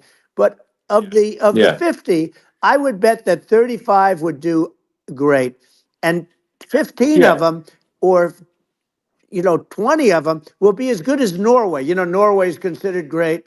Uh, you can name them. I mean, just they're so good. Some of yeah. these countries are so good. But if you go into some of these really well-run states, you know, we have states that don't know what debt is. We have states that have low taxes, no debt, everybody working. You know, they're really well run, Sure. and maybe they have certain advantages in terms of location, in terms of the land or the sun, the sun and the water and the whole thing. You know, there are a lot of advantages that some people have. But if you moved education back to the 50, you'll have some that won't do well, but they'll actually be forced to do better because it'll be a pretty bad situation. Yeah, But if you think well, about it, yeah, you'll have some yeah, of yeah, these states. I'll bet you'd have 30, 35 states. It'll be much better. And you know what it'll cost? Less than yeah, half what it is in Washington. And yeah. these people don't care Well, about the yeah, students in these faraway states, and it'd well, be unbelievable. yeah. I think you're making a good point in that if the states have to if each individual if each state has to compete against other states, then people will That's naturally right. move to states where it's better. Well, like Um, California, as we said, it's a badly run state. I could go through. I got so many friends that are in those states, even if they're Democrats. I hate to mention certain states, but Illinois is badly run with Pritzker. He's a real loser. Yeah. But some of these places are just badly run. But it's almost going to force them to run better, and they won't do a good at initially. But you're not going to do worse than you're doing right now. And I would say that the Yeah. cost you would cut your cost by 50 or 60%. And you'd have a little Yeah. Yeah. monitor. You want to make sure they're teaching English as an example. Give us a Yeah. little English, right? Sure, yeah. Right? No, but I mean, to what? Some of these governors are doing so badly. I mean, they got so many people moving out of their state. They should get U-Haul Salesman of the Year award because they're driving so much U-Haul It's sales. actually It's just amazing. people moving out. Isn't it amazing to you as a businessman that they can even survive? Like Illinois, so many people are leaving, and you wonder, how do they survive? I mean, how do they survive? Uh, I saw where you left California and you moved to Texas. Texas does a great job. But, I Yeah, mean, I just wonder, how do these states survive when big businesses, a big oil company just left California, as you know, and they moved to Texas. How do these big states survive when they lose so many businesses and their taxes are already really high? The taxes are among the highest yeah. taxes. You almost wonder, how do they continue on? And in many cases, the governors don't do a good job in their crime-ridden places. You wonder, how do they continue to just go on? It's Well, not a good I think there's. situation. I mean, I think the only thing that's going to force some of these states to change is if they risk bankruptcy and they're not getting bailed out by the federal Right, government. right. Well, you're That's gonna that's you're the gonna only thing have that's going to that. get them changed. You remember the Yeah, area in California where they had that, where I guess somebody had sticky fingers and they stole a lot of money, and they went into a form of chapter, and it was very yeah, nasty for yeah. a period of time. But now it's probably the most popular place in all of California. So at some point, something like that may have to happen.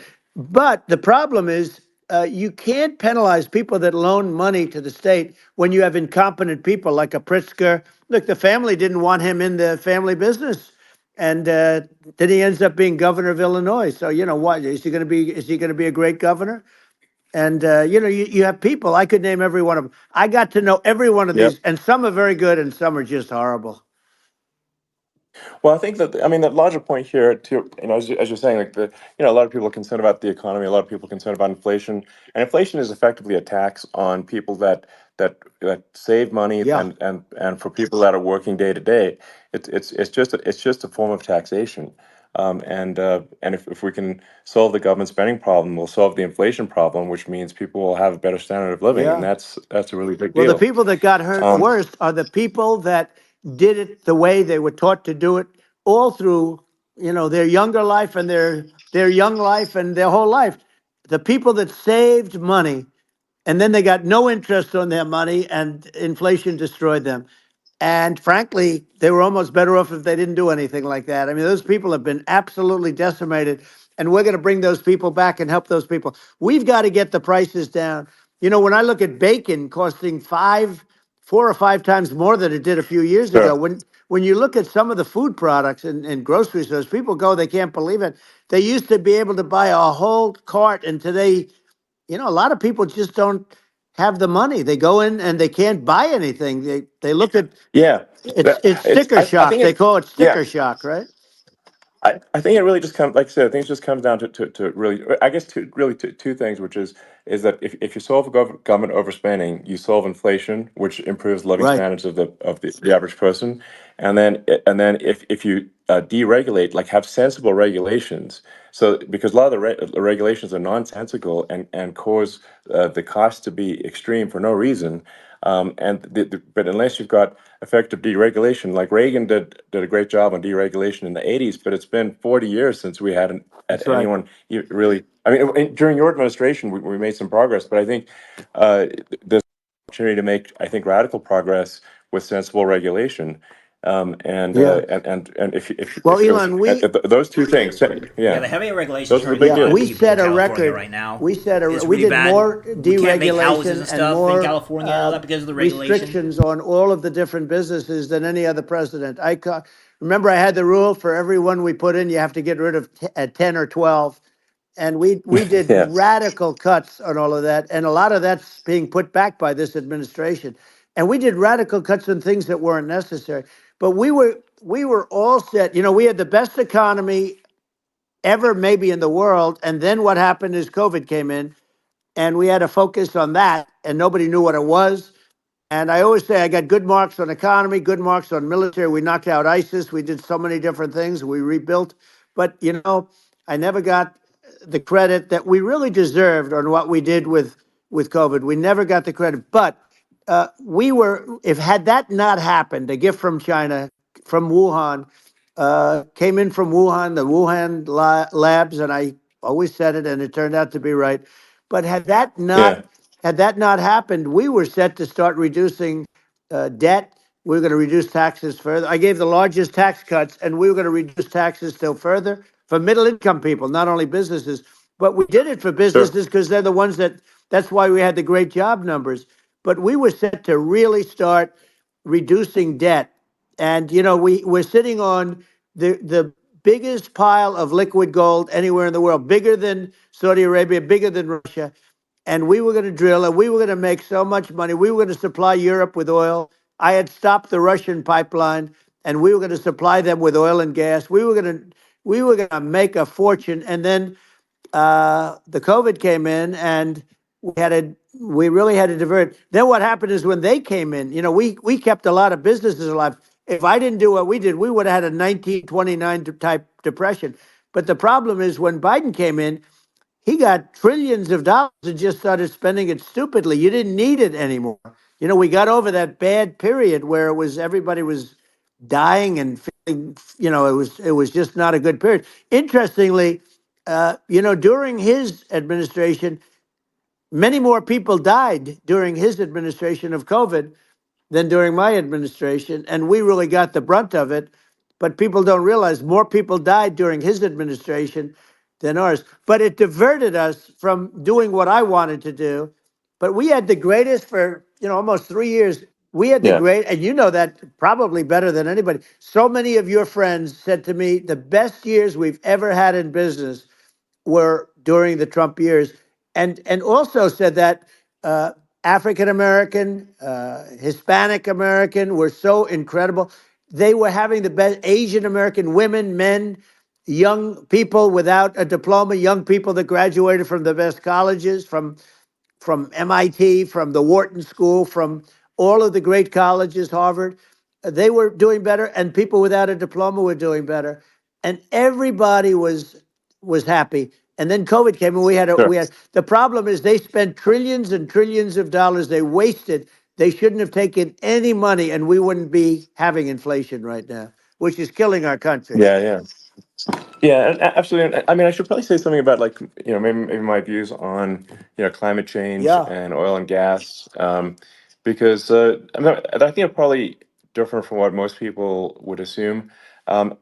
Because my views are actually pretty, I think, moderate in this regard, which is that I don't think we should vilify the oil and gas industry and the people that have worked very hard in those industries to provide the necessary energy to support the economy. And if we were to stop using oil and gas right now, we would all be starving, and the economy would collapse.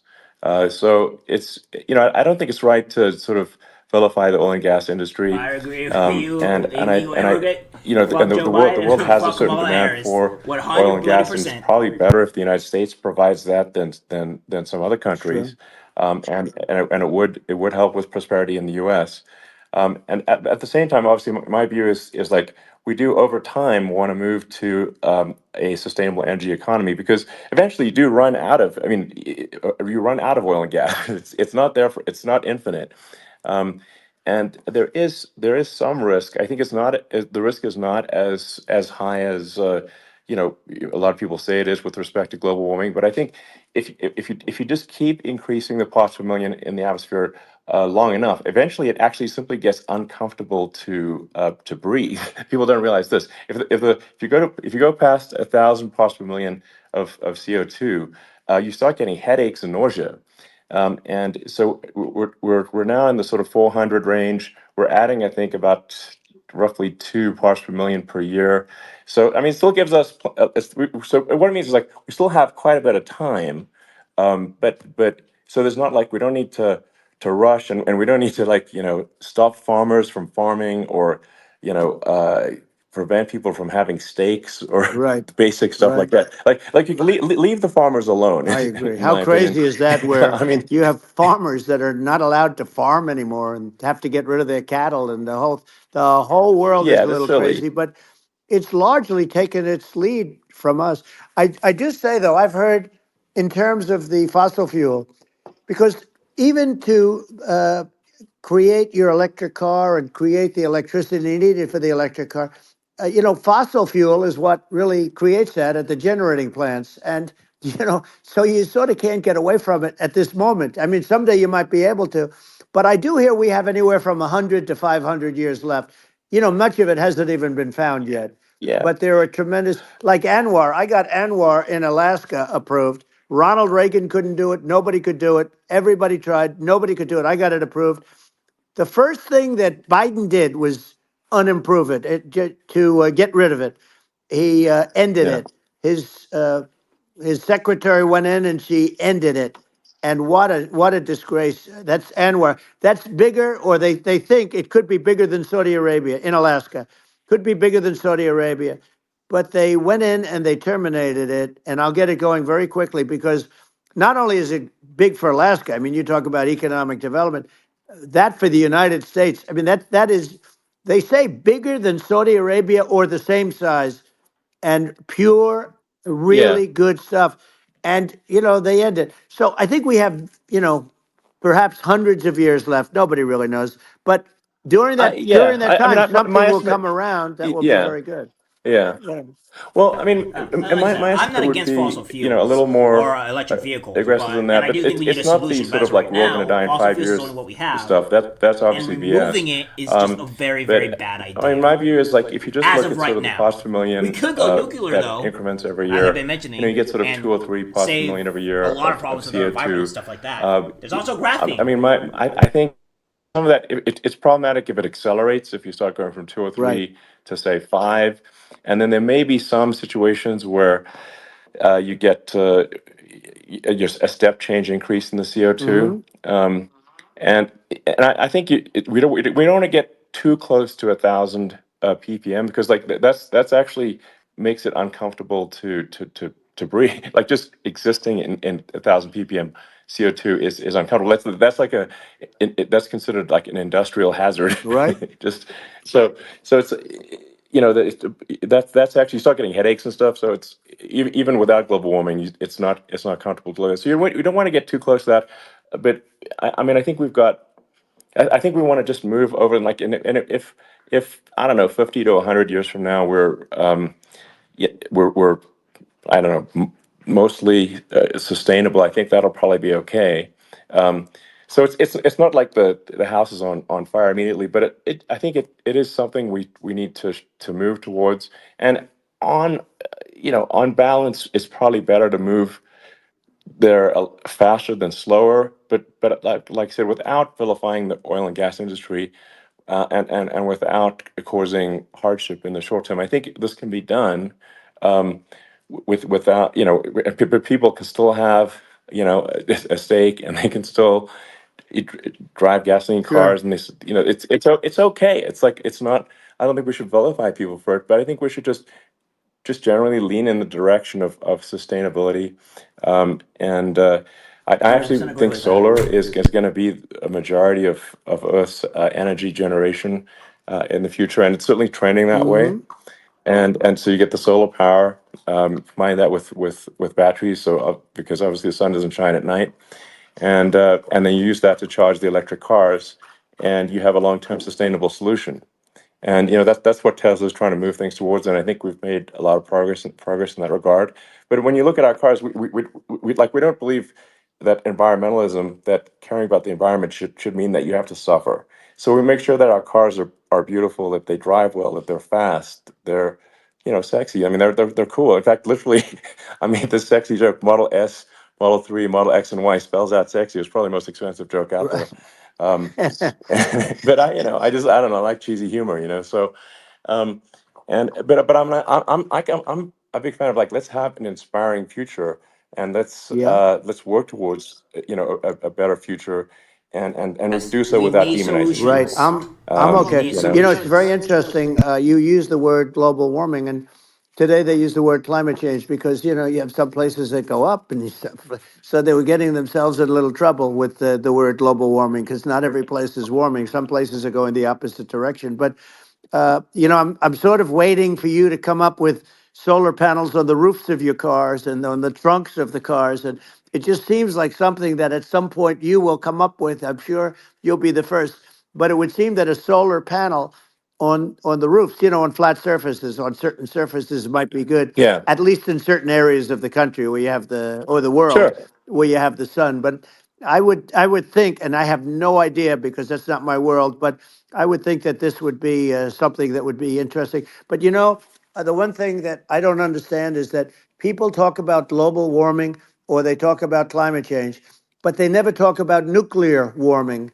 And to me, Sure. that's an immediate Said it, problem boys. He said because it. you have, as Nuclear. I said, 5 countries where you have major nuclear, and probably some others are getting there, and that's very dangerous. That's where you need a strong American president because you don't want to have this proliferation. But you have 5 countries and getting more. China is much less than us right now, but they're going to catch us sooner than people think. They're way lower. Russia and us are number one, and I mean, we're sort of tied. And China is far behind, but they're developing at a level that you're not surprised to hear very fast. They'll end up catching up, maybe even Yeah, surpassing. But to me, the biggest yeah, problem is not climate change. It's not, and everything's a problem, but it's degrees. To me, the big problem is the nuclear power. The power of nuclear is so great. And when I talk yeah. about Nuclear power is underrated. It's I'll awesome. prevent World War Yeah. III, Oh, I will. But the okay. truth is that you have to because this is no longer army tanks going back and forth and shooting at each other. This is Yeah. a level of destruction and power that nobody's ever seen before. Yeah, and actually, there's the bad side of nuclear, which is a nuclear war, very bad side. But there's also, I think, nuclear electricity generation is Absolutely, you're underrated, right. and it's actually, people have this fear of nuclear electricity generation, but it's actually one of the safest forms of electricity generation. It's just a huge misunderstanding. Um, and if you look at the injuries and deaths, caused by, say, I mean, I'm not going to try to pick on coal mining, but just any kind of mining Right. operation, and there's a certain number of injuries and deaths per year, and you compare that to nuclear. Nuclear is actually way better. So it's underrated as an electricity source, and I think it's something that's worth reconsidering. But there's so much regulation that people can't get it done. So that Maybe they'll have sort to of change the have it, name. The name is just, it's a rough name. There are some areas yeah, it's a rough like when name. you see what happened in Good bad right, branding. The we'll have to branding's rough. rebrand it. We'll have to give it a good name. We'll name it after you or something. No, No, it don't has think a so. hey, it has a branding problem. When you see what happened It does have a branding problem. when you see what happened in Japan, where they say you won't be able to go on the land for about 3,000 years. Did you ever see that? And in Russia, where they had the problem, where there's a lot of bad things happened, and they have a problem. And they say that in 2,000 years, people will start to occupy the land again. You realize it's pretty bad, No, but that's not true. but you're Well, no, right no, about it. It's amazing.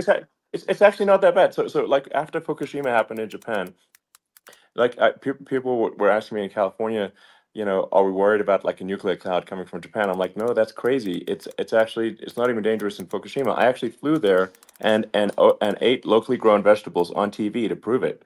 Um, and I donated a solar water treatment, yeah, a solar powered system for a water treatment plant, and Yeah, but you haven't because the been danger feeling is so just well lately, and I'm worried about no, it. no, but I mean, I'm it's just only kidding. it's I'm only fine, kidding. It's like Hiroshima and Nagasaki were bombed, but now they're like full cities again. So it's Right. it's Well, that's clearly great. not That's great. something that That's um, great. so it's not as scary as people think, basically. But Yeah. um, let's see. I mean, are there some other topics we should touch on? Oh, like lawfare. I think Well, we need to be concerned about. what they've done to Um, this country. obviously, Yeah. yeah. Well, we just won the big I mean, case in Florida. This was a Biden administration did something that's never been done in this country, and that's go after their political opponent, me, with this nonsense and just nonsense. In the big case in Florida, we won, but they always pick a judge and a jury, and they use local DAs, they use the local attorney generals, like Fani, Fani, spelled Yeah. Fani, Fani, and it's Yeah. all a big hoax, and it's all run from there. Like in Manhattan, the one of the top people from the Justice Department went in, ran Manhattan, ran the state. The Letitia James deal was run by a person from the Department of Justice, Biden. They've never done this before, Sure. and they set up a very bad precedent. It's called lawfare, warfare. Yeah. It's a terrible thing, and never happened in our country. It does happen in banana republics and third world countries, but it's never Yeah. happened. And the incredible thing is it actually drove my numbers up because people see, fortunately I have a platform like you, or, in all fairness, like a conversation like this, where I can talk about it and people understand. I mean, you fight for election integrity and you end up getting indicted because you're fighting for election integrity. And when the day comes that you can't fight for election integrity, you don't have a country anymore. So what happens? What Yeah. happens is they went after their political opponent, me.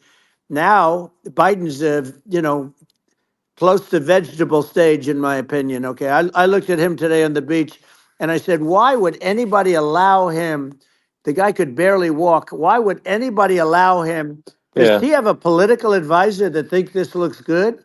He thinks this looks good because it looks so bad, and it's ridiculous. I mean, and he's been doing Right. that Right. for a long time. He can't lift the chair. The chair weighs about 3 ounces. It's meant for children and old people to lift, and he can't Yeah. lift it. The whole thing is Well, crazy. he's clearly not, I mean, he's clearly like we just don't have a president right You now. don't That's have a just obviously the president, and case. she's going to be worse than him Um, because she is a San Francisco liberal who destroyed San Francisco, and then as attorney general, she destroyed California. You talk about location, and we're talking about the sun and the water and all. There's nothing better than California. She has destroyed that. She was the original DA. She was the original in San Francisco. She was the original attorney general in California. What she has done to California is, well, you know better than I do. You just left California for a lot of those reasons. And what she's done with crime, with cashless bail, where you kill somebody. I mean, we have states now you kill somebody and they let you out right away. I mean, you don't have to even put up, and then they never find the people unless they kill again, and then they let them out again. Our yeah. country is becoming a very dangerous place. And she is a radical left San Francisco liberal. And now she's trying to protect. Now she's looking like she wants to be more Trump than Trump, if that's possible. I don't think it's possible, but she wants to be more Trump than Well, Trump. yeah. I want a wall. I I want, think that's you know, she yeah. wants to release all the Yeah. prisoners that are in detention, and some of these guys are really bad. Right. That just came Yeah. I out just saw today. that. She Yeah. doesn't want to build the wall, even though the walls work. Walls and wheels. In your business, everything you do is obsolete. Almost, well, not the tunnels, but everything is obsolete. Even your rocket ships. They're like a month later, they're obsolete. You find a better way to. The only thing that's not obsolete is a wall and a wheel. And the wall, I built hundreds of miles of wall, and that's why we had such good numbers. I was going to add Yeah. 200 miles. We bought it. We could have flipped it up in 3 weeks, and they sold it for 5 cents on the dollar. That meant, I said, wow, that means that they actually do want to have open borders. She wants to have open borders, and now she's going like she's tough on the border. It's such a lie. Yeah. This is simply not true. Yeah, This is simply no, not and true. everybody Yeah. knows It's it's simply not not true. true. It's a disgrace that she can Yeah. say it. No, I mean, obviously, what's happening sort of overnight is they're rewriting history and making Kamala sound like a moderate when in fact she is far left, like far Worse left. than Bernie Um, Sanders. She is considered more yeah. liberal by far than Bernie Sanders. She's a radical left lunatic. And if she's going to be our president, very quickly, you're not going to have a country anymore. And she'll go back to all of Yeah. the things that she believes in. She believes in defunding the police. She believes in no fracking, zero. You no. Now all of a sudden Yeah. she's Yeah. saying, no, I will. I really want to see fracking. If they got in, the day she got in, she'll end fracking. And by the way, if people didn't think that, the lunatics that really believe in that they won't vote for her. Like the Yeah, Palestinians and Israel. She is so anti-Israel, and she's bad for both. Biden actually did something that was impossible. Both sides hate him. Both sides. That was a hard yeah. thing to do. Unification. Yeah, no, no. I mean, Netanyahu came to give a talk to a joint Senate and House sitting, and I was there, and Kamala stood him up. What does that say? I think Um, it's highly that's disrespectful. And I say, if you're a Jewish person or if you believe in Israel, if you're a person that, is a very pro-Israel, if you vote for her, it's worse than Biden. And Biden was bad. But if you vote for her, you ought to have your head examined. And you see tonight, I mean, as we're doing this, I'm seeing reports coming that they expect an attack tonight or tomorrow from hundreds and maybe thousands of rockets. Their Iron Dome, as they call it, as we all call it, but their shield that they build, that can be swamped. We'll use the term that's yeah, appropriate, swamped. But they yeah. swamp it by shooting enough missiles. You know this better than anybody. By shooting enough missiles, So, they can't defend themselves. They just obliterate the whole yeah, place. And that's what some people think they're looking to do. And we have no leadership. There's no respect for the United States of America with these people. And I'm telling you, yeah, you'll be worse than him because she's a believer yeah. No, in I being think you're right. radical left, and he wasn't. I think you're right. I mean, you really, it's important for the public that may be listening to this to look at Kamala's track record, Already a ship heading to before the Iran last too, like month, so and we have to worry say, about that too, is that a guys, track because record it's you it's agree not good. with? And I think if you're an independent moderate, you definitely would not agree with it, because it is her behavior has been far left, and we're seeing just an overnight propaganda attempt to rewrite history and make it sound like Kamala's moderate when she in fact is not moderate. Well, Um, so her I think running that, mate approved, signed into legislation, tampons in boys' bathrooms. Okay, now yeah, that's yeah, all I that's have to weird.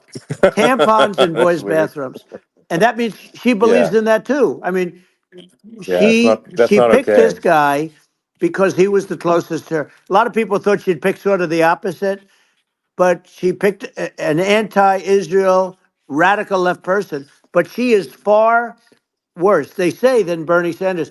If we have her as a president, if we have a Democrat at this moment as the president, I don't think our country can survive. I think it's a massive. I think we're in massive trouble, frankly, with the Kamala administration, and that's my honest opinion. And I think really it's essential that you win for the good of the country for this election. And I mean I'm just stating my opinion. Now you may have seen this, but I got a letter from the EU Commission, like saying, to not have disinformation on the during this discussion that we're having, and there's a lot of attempts to do censorship and to force censorship even on Americans from other countries, and what do you think about that? Well, I know the European Union very well. They take great advantage of the United States in trade, as you know. We, through a different forum, NATO, we protect them. And yet, if you build a car in the United States, you can't sell it in Europe. You just can't sell it. It's impossible. The same thing with our farmers. Our farmers find it very difficult to do business. We have a deficit with them of $250 billion, which people don't know. It sounds so nice, the European Union, but let me tell you, they're not as tough as China, but they're bad. And I let them know it, and that's probably why they notified you. No, they don't treat our country well. We defend them, with Ukraine. So we're in for 250 billion, and they're in for about 71 billion, and they have the same size. It's if you add up the European nations that in terms of an economy, it's about the same size. When you say as us, and they're in, Yeah, and they're in much greater risk. They they're right there. We have an ocean separating us from, in this case, the enemy would be Russia. Used to be for the yeah, Soviet Union, but let's assume they're close enough. And what happens is they're in for 70 something million. I think even less than that. billion, and we're in for about 250 billion, and it could be a lot higher than that. And I say, why aren't you going to equalize? Why aren't they paying what we're paying?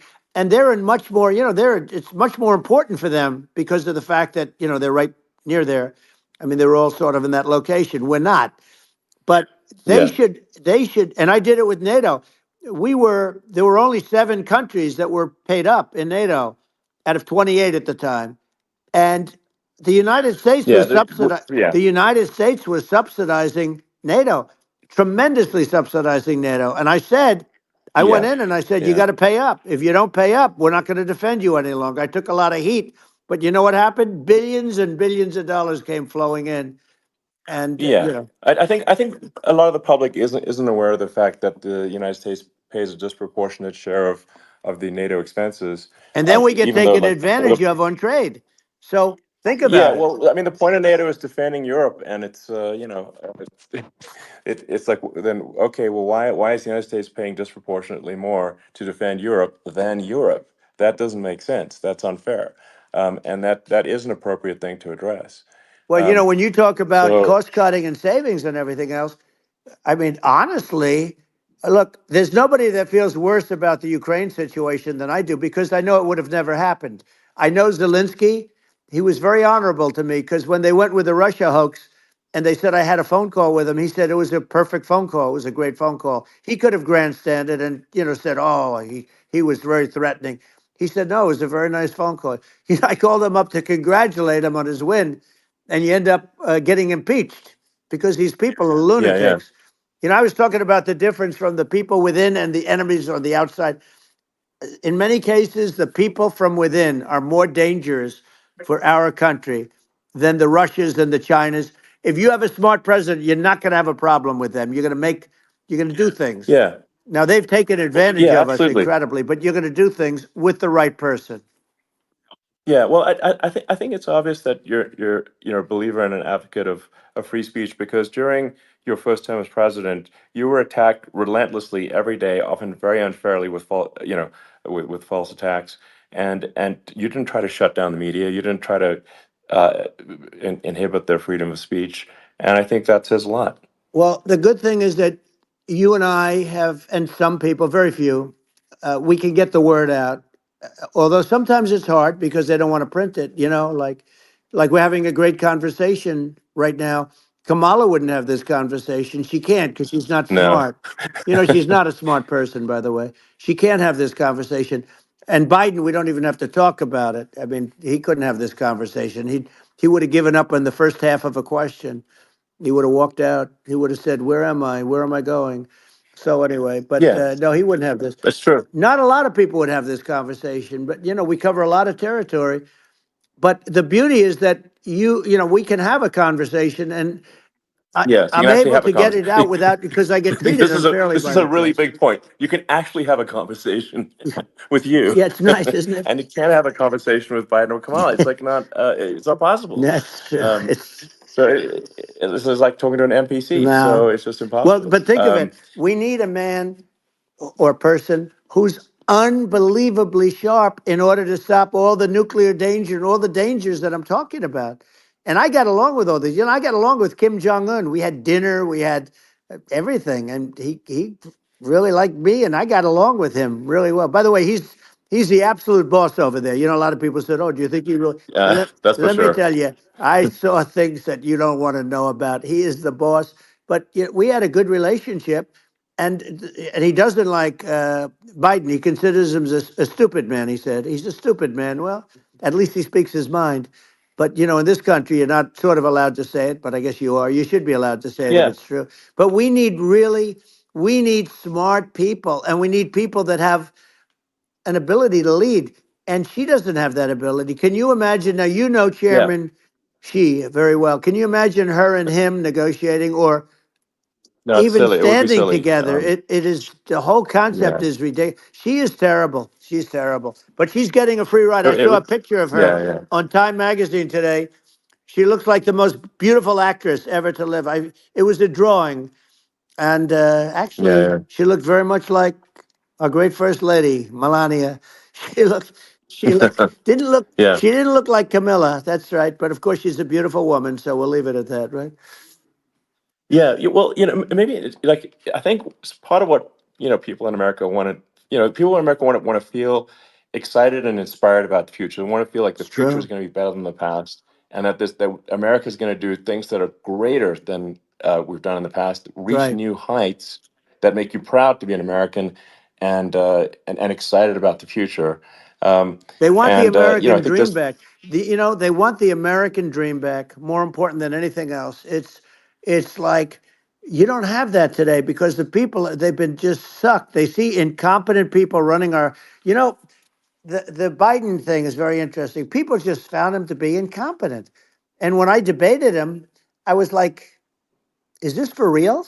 It was Yeah, it was just absurd.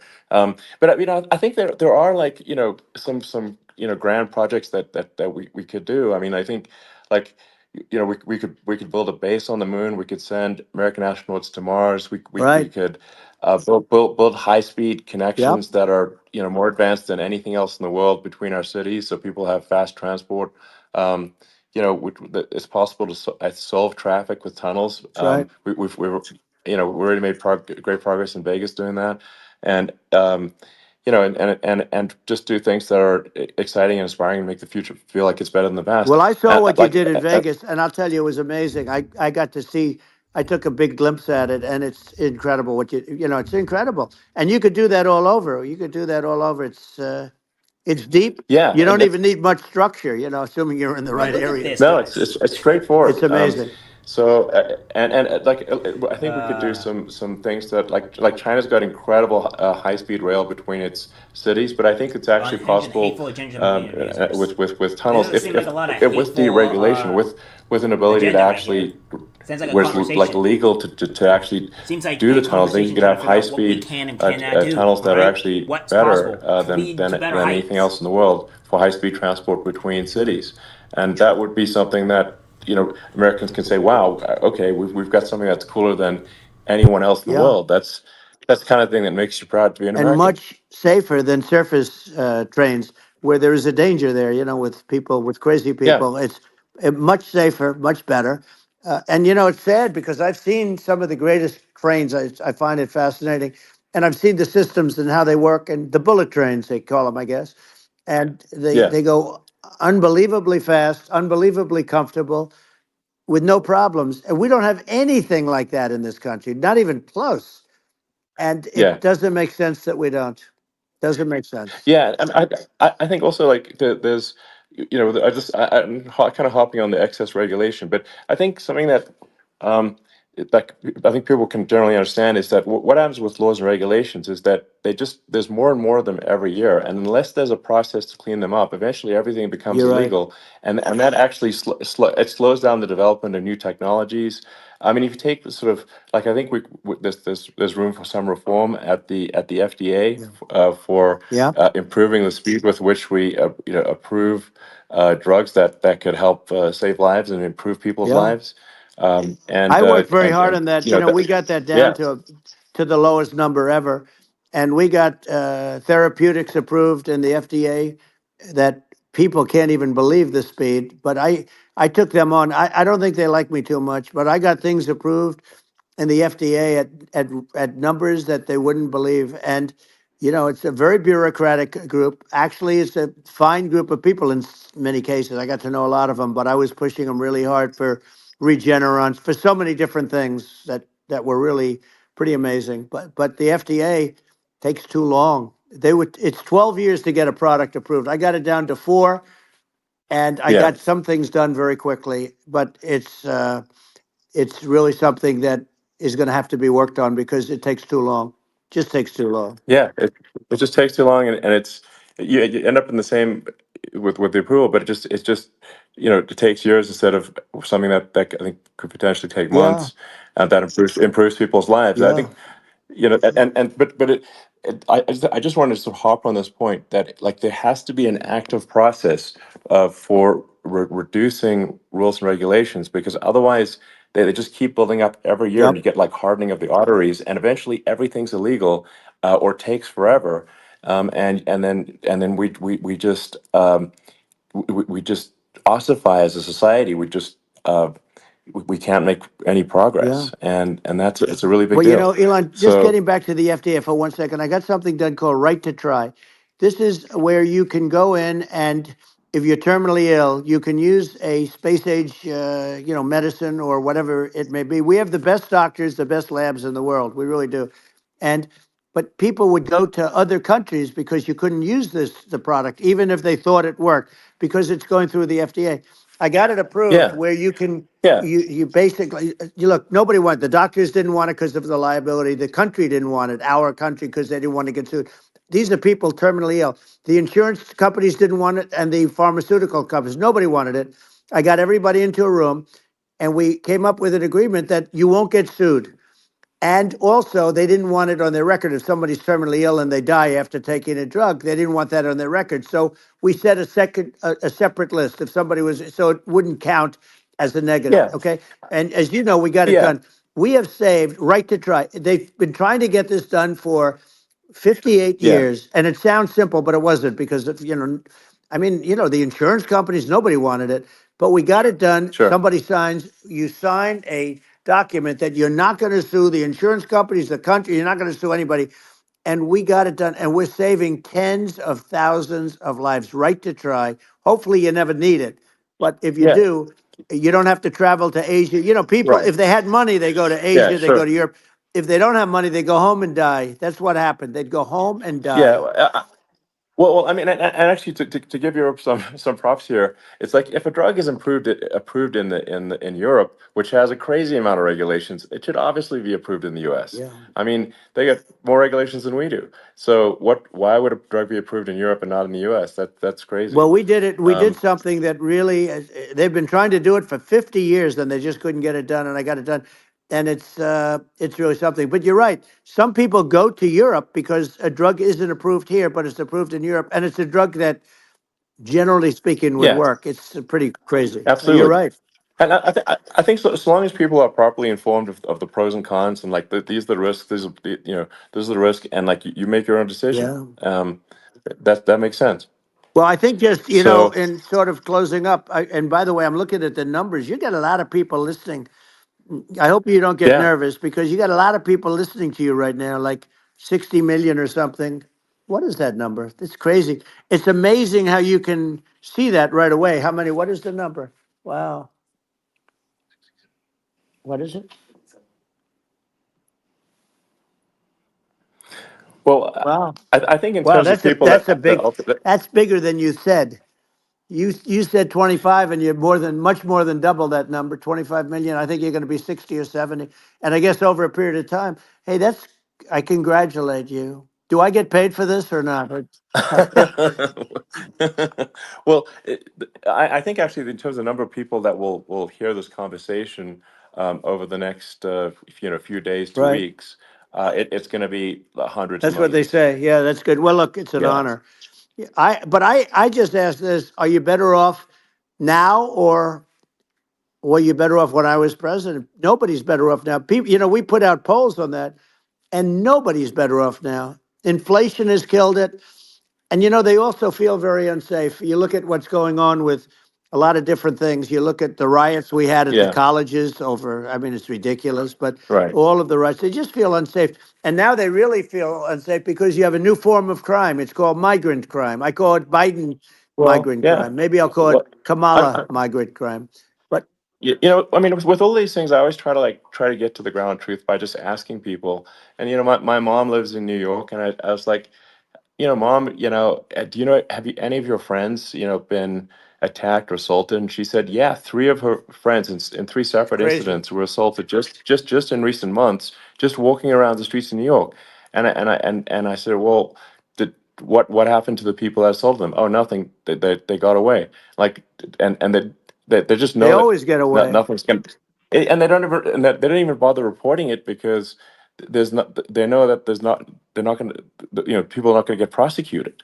They just let violent criminals out in New York The only one with that gets zero bail. prosecuted is Donald Trump. They don't get, they prosecute Trump. Yeah, I mean it's it's just obviously messed up It's terrible. if violent criminals are being getting off scot Yep. free, and meanwhile the New York spending massive resources prosecuting you, and it's like what's this and I think the sort of sensible public looks at this and says, what the heck's going on here? This is obviously abuse of the legal system.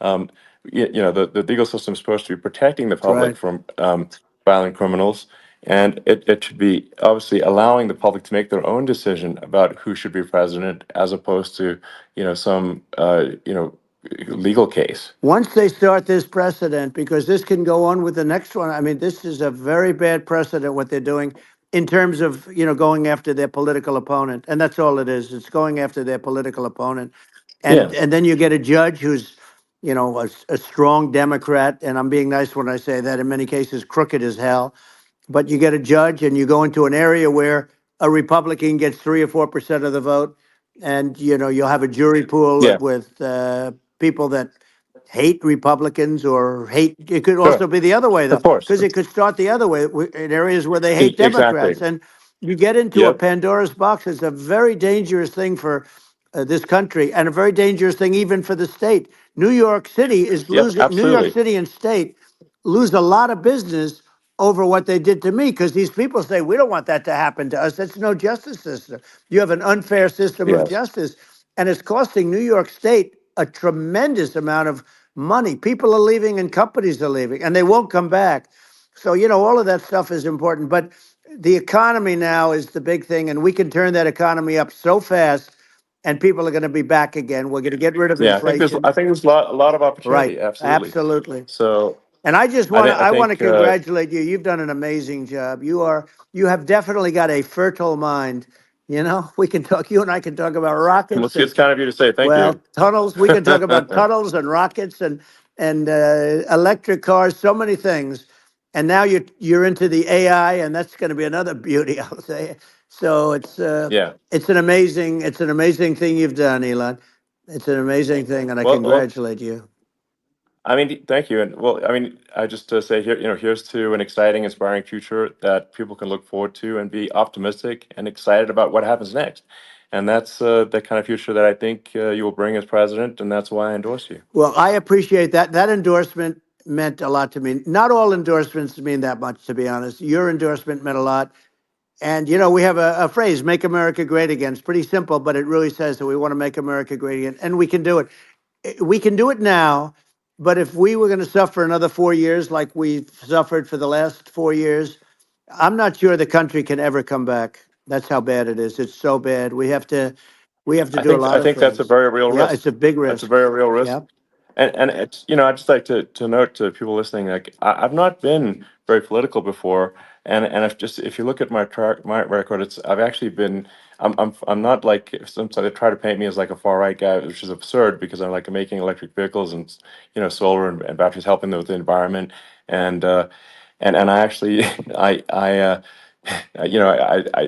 supported Obama. I stood in line for 6 hours to shake Obama's hand when he was running for president, and so it's not like I'm like some sort of dyed in the wool long term Republican. I'd call myself, uh, historically a moderate Democrat, but now I feel like we're really at a critical juncture for the country, and uh, I think a lot of people thought the Biden administration would be a moderate administration, but it's not, and obviously we're just going to see an even further left uh, administration with Kamala. That's my honest opinion. I mean, her dad is literally. I mean, she was brought up as an actual. Her dad is a Marxist economist. You can Google it. I mean, it's not a. We're not making this up. That's how she was brought up. So, and we want to have a future that is prosperous. And I think we're just at this critical juncture, and I think this is a case of the America is going to at a fork in the road, It's true. and I think it will take if the path to, like you are the path to prosperity, and I think Kamala is the opposite. Then that's my honest opinion. I'm gonna get attacked like crazy, and I've also experienced quite a bit of lawfare myself, and but I'm just trying to tell people my honest opinion, and I haven't been really active in politics before, and I'm just trying to point out that my track record historically has been moderate, if not moderate, slightly left, and so this is to people out there who are in the moderate camp to say I think you should support um, Donald Trump for president. And I think it's actually a very important junction in the road, and we're in deep trouble if it goes the other way. Well, I want to thank you. And, I actually always did think of you as somewhat left. I must say that. So it's Yeah. even more of an Well, honor to have yeah. your endorsement. I know how strong you feel about it. But, when you think of her, San Francisco, 15 years ago, I had a great friend, Bob Tish. He said it's the greatest city in America, and now it's almost not livable there. And California likewise. And she was involved in the destruction of San Francisco and the destruction of California, and she will be involved in the destruction of our country if people are so unwise as to elect her. And I hope that doesn't happen, and I hope the elections are going to be run honestly, and we're going to turn this country around. We're going to do things that, and we can do it fairly quickly. And we have to get rid of the criminals that have been, given to us by other countries as they laugh. They laugh at Yeah. us. They think we're stupid to accept these people. These are radical, stone cold killers in many cases and terrorists. And they're in our country by the They traded hundreds of the merchant thousands. of Yeah. death And we have to take them for out. a basketball player Yeah. that I mean, hates our if I could country. So I summarize it, mean, perhaps, we I have done think quite a few stupid things in the these are past issues 4 that I think years most outside people of in like America Afghanistan. This is would insane agree what's with, been which is going through. that we want safe and clean cities, we want secure borders, we want sensible government spending, we want to restore both the perception and reality of respect in the judicial system, just stop the lawfare, and I think like, and how are those even right wing positions? I think those are that's just common sense, and that's I mean, would you agree with Yeah, that? 100%. I don't understand, the whole, they call it progressive. They don't like the word liberal anymore, but call it liberal or progressive. I don't understand how somebody could say that it's okay for them to empty prisons into our country. And again, I told you their Yeah, crime it's rates definitely all not over the world okay. are going way down, which makes sense. In fact, the next time what we'll do is if something happens with this election, which would be a horror show, we'll meet the next time in Venezuela because it'll be a far safer place to meet than our country. Okay. So we'll go, you and I will go and we'll have a meeting and dinner in Venezuela because that's what's happening. Their crime rate's coming down and our crime rate's going through the roof. And it's so simple. And you haven't seen anything yet because these people have come into our country and they're just getting acclimated and they don't know about being politically correct law enforcement or lack of law enforcement. And our police, I have to just end with this. We have great police, we have great law enforcement, but they're not allowed to do their job. They have to be able to do their Yeah. job without being destroyed. Well, absolutely, and it's obviously demoralizing if you're a police officer risking your life to arrest violent criminals who could kill you and do kill you sometimes, and then you arrest the violent criminal, and then the DA doesn't prosecute, and they just let the guy out. Yeah. Well, then, like, why should a police officer risk their life uh, to arrest a violent felon Well, even if worse, if Elon, nothing's going to happen? even worse, they prosecute the police officer. They go after it and they prosecute the police officer and they take away his pension. They take away his Yeah. job.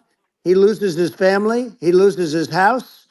Well, I thought it was very telling, like incredibly telling, that when there was that case where sort of a gang of thugs beat up police officers. I think it was in Times Yep. Square in New York, and and then nothing happened to those guys. They were let out, zero bail, and I think a bunch of them were given free tickets to California. Well, what is I mean, that is a gross indignity against the United States, and that's how, I mean, this is insane. Like, have we lost all pride? What that how can such a thing be allowed to occur I've never seen anything. in our We see where they get shot. It's a very dangerous profession, but it's something they're very proud of and they want to be able to do their job. But I've seen them get shot. I've seen a lot of things. But I've never seen where these guys are standing in the middle of a big street, everybody watching them, and they're literally boxing, like punching, stand up fighting a police officer. There were two of them, and you had Yeah, about six yeah, of these yeah. guys, and they're punching the hell out of them. And in their own country, they would be dead if they did that. They'd be shot. They Yes. would be shot instantly. And they come from these countries, and it's taking them a while to realize that we don't do that in this country. But in their own Yeah. country, if they stood on a street and had a fight with a police officer, they would be shot. There's no political correctness, and Yeah. It's it's just such a sad thing to see. And that's the reason you we have yeah crime, we by the way, yeah because we don't do anything about yeah it. yeah we just cannot have a situation where our police officers are beaten up on camera by a gang of illegal immigrants, and then nothing happens to the guys that beat up the cops. I mean, and they're let out. This is Well, we're going to unacceptable. change it, Um, and we're going to get them out of the country. When I first got involved, they said you couldn't get them back to these countries. You couldn't take them back. In the case of Guatemala, Honduras, El Salvador, some others, you couldn't get them back. And I said, really? Oh, you can't get them back because under Obama, he couldn't get them back. They'd fly them in, and they'd put planes on the runways in these countries, so you couldn't land a plane. They'd bring them back. And the generals told me, sir, we can't bring them back. The countries won't accept MS-13 gang members. They won't accept them. And I said, really, how much do we pay these various countries in terms of economic aid, which is also somewhat ridiculous? And the answer was $750 million. I said, good. Tell them they're in default. They're delinquent. We're not paying them anymore because they won't accept yeah, their. it's And you know what happened? They all called me, yeah, every one yeah, of them. They said, we would be honored to take them back, sir. We would be honored. It was so easy. But it's one of those things. And we got them back. We took in so many, the MS-13 is probably yeah, the worst gangs in the world. They're the most vicious, violent. We took them out of here by the thousands and got them out of here. And their countries took them back. And because I said, you're not getting any more economic aid. And once I said that, they were nice. They wouldn't take them back for yeah, Obama. They yeah. wouldn't take them back for anybody. And now we have a problem because we have this guy, and they don't take him back anymore with Biden because they don't respect him. Yeah, yeah. It's just gotta be done. We just can't have whether they're citizens or not citizens. We can't have because they won't prosecute citizens either. Not just illegals. So that if it's you can't have violent repeat violent offenders that are not that don't get That's incarcerated right. because they will obviously by definition continue to hurt people. And I think where part of this comes from is that there's and I do sort of consider myself liberal in some ways. I mean, it's just that you want to have empathy for Right. people. Obviously, you want to have empathy for people. I totally agree with that. You want to have empathy, but you also have to have empathy for the victims of the criminals. And if you just have empathy for the criminals, it's actually shallow empathy. It's not real. You're not thinking. You have one layer deep empathy. You got to say like, what if you don't incarcerate this person? Who are they going to hurt? Who are they might kill someone. They might rape someone. If you don't incarcerate them, you have to have empathy for the victims. And there's a lack of empathy for the victims of the criminals, and too much A empathy lot for of the these far criminals. It leftists, a lot of doesn't these make sense. prosecutors, they don't have That's empathy why for the you want to have victims. They actually deep have empathy apathy. I think the for correct word society as is a whole, for the victims. not They rather see the shallow victims empathy suffer, for be hurt, criminals. and be And we have to reoffended give our than police actually officers deal the with the person that dignity actually and the hurt the respect victim. It's that quite they disgusting. deserve. And we have to let them do their job. They can do a great job, but we have to let them do their job. And if we don't do that, it's going to all disappear. There's never been a society like this where you're allowed to do anything you want and nothing happens. And I'm talking about violent crime. And it's going to get more violent because these are really, really violent people. And we're going to get them out of our country and we're going to get them back to because they were sent here by the presidents and by the various people that run those countries. And I know every one of those guys. And they're smart people and they're streetwise people. And they really think that the USA is stupid. They think we're run by stupid people, and they happen to be right. But when I was there, we had no problem. We got them out. We took out thousands of MS-13 gang members. We brought them back. And now, again, it's the same old story. We don't do it. And they actually gave them a big increase in aid. They raised it up to billions of dollars, and they get nothing for it. So, it's I hope everybody's going to vote for Trump, and we're going to get this country And Yeah. I didn't need this. I'm I like you. I didn't need this. I had a very nice yeah. life. I didn't need to go Yeah. through Yeah. court systems and go through all the other stuff and run at the Sure. same time. I have to run. I have to go through fake trials with, in some cases, corrupt judges, totally corrupt judges. I didn't need it. I had a nice life. I have great locations. I have beautiful oceans that I have places. This was, but I felt it was important. And if I had to do it over again, you probably think I'm crazy for doing it, actually. But if I had to do it over again, I would have done it over again because this is so much more important than me or my life. We're going to save this country. This country is going down. And these people are bad people that we're running against, and they're liars. They make statements. They do things that are so bad.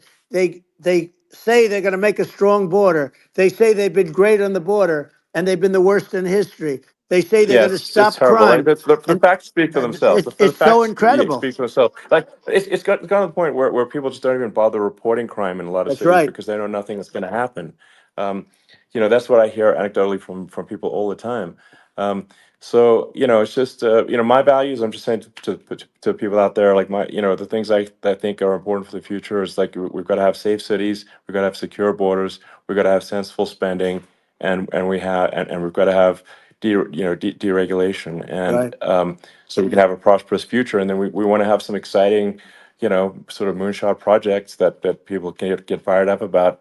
And that's the future I'm looking for. And I'm pro environment, but I'm not against. I'm not like I don't think we should vilify the oil and gas industry because they're keeping civilization going right now, and but I do think we want to move at a reasonable speed towards a sustainable energy economy. Those are my values, and I think um, and so I mean that's uh, why I'm supporting you for president. Well, I So appreciate it. We're going to give incentive to companies to come into our country, not to leave our country. We're going to be giving tremendous incentives. We want companies to build here, not to build in other locations. And we want to create jobs. And again, it's about the American dream. You don't hear about the American dream anymore, Elon. You don't hear, you're the American dream in the truest sense, but you don't hear about the American dream anymore. And you're going to hear about it. People, they need that incentive to go out yeah, and do it, and they're going to love their lives. I mean, they're going to look forward to getting up in the morning and going to a job that they love, not a job that they can't stand, or not any job at all where they have no money, where they yeah, literally have no money, and then they end up with violence and lots of other problems. No, we're yeah. going to do some great things, and I learned a lot in the first. We had a great economy and all of that. We rebuilt the military, we did so much, but I also learned the best people. I learned the good people, the smart people, the dumb people, the people that can do things. The people, you learn. When I first came in, I tell people I was in Washington, D.C. only 17 times, according to the fake news media. I was in 17 times. I never stayed over. And you don't know people. You rely on other people to give you names, and then you realize the people you relied on weren't so good. Now, we had great people, but we also had some where I wouldn't have, used them had I known. Now I Yeah. know everybody. And I think we're going to really turn things around fast. We have no choice. Otherwise, we're not going to have a country. And I really appreciate this. Has been, to me, it's been a lot of fun being with you. You're an amazing guy. You've done an incredible job and a great inspiration to people, a great inspiration. And I hope you keep going and just continue to do well. And we're going to have a big election coming up. And I think November 5th will be the most important day in the history of our country. I think that election will be the most important election. And I think it'll end up being maybe the most important day in the history of our country because if Yeah. we don't win, I just feel so sorry for everybody. No, I think we're at a fork in the road of destiny of civilization, and I think we need to take the right path, and I think you're the right path. So I think Well, that's what it comes down to. thank you very much, Elon. It's a great honor, and we'll do it again sometime. And it's been really fun, and I hope you got a lot of viewers. I hear you got a lot, but I hope you Sure. got Yeah. I know you got a lot of them. So I appreciate it. I'll see you soon. All right. Sounds good. Thank you. Thank you, Elon. Thank you very much. Bye.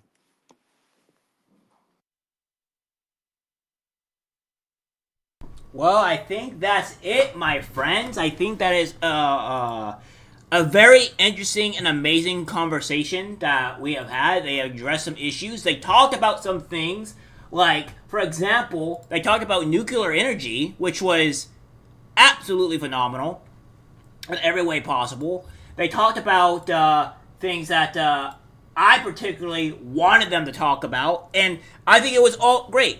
I think what we have here is that they were talking about nuclear energy and how we could try to probably make that happen, and that's a good thing. The board of commissions or what have you wanting to start that up and try to remove the government and regulations so we can actually get things done. Like, for example, going to the moon, going to Mars, remove some regulations so we can actually progress forward as a country. That is an amazing thing. Making a bullet train that is actually there because we can't make these things, we can't do these certain things because of regulations, and I think that's a huge thing in itself. And I think there's a very important conversation. I think this thing was what's quite amazing about it. So, guys, that's it for the stream. That's very long, but nonetheless, I think everything was incredibly important. I hope you guys go watch, continue to watch on my YouTube channel, continue all the news that is popping up. Some will be recap of this conversation, but nonetheless, it is all great and well. All right, guys, love you all.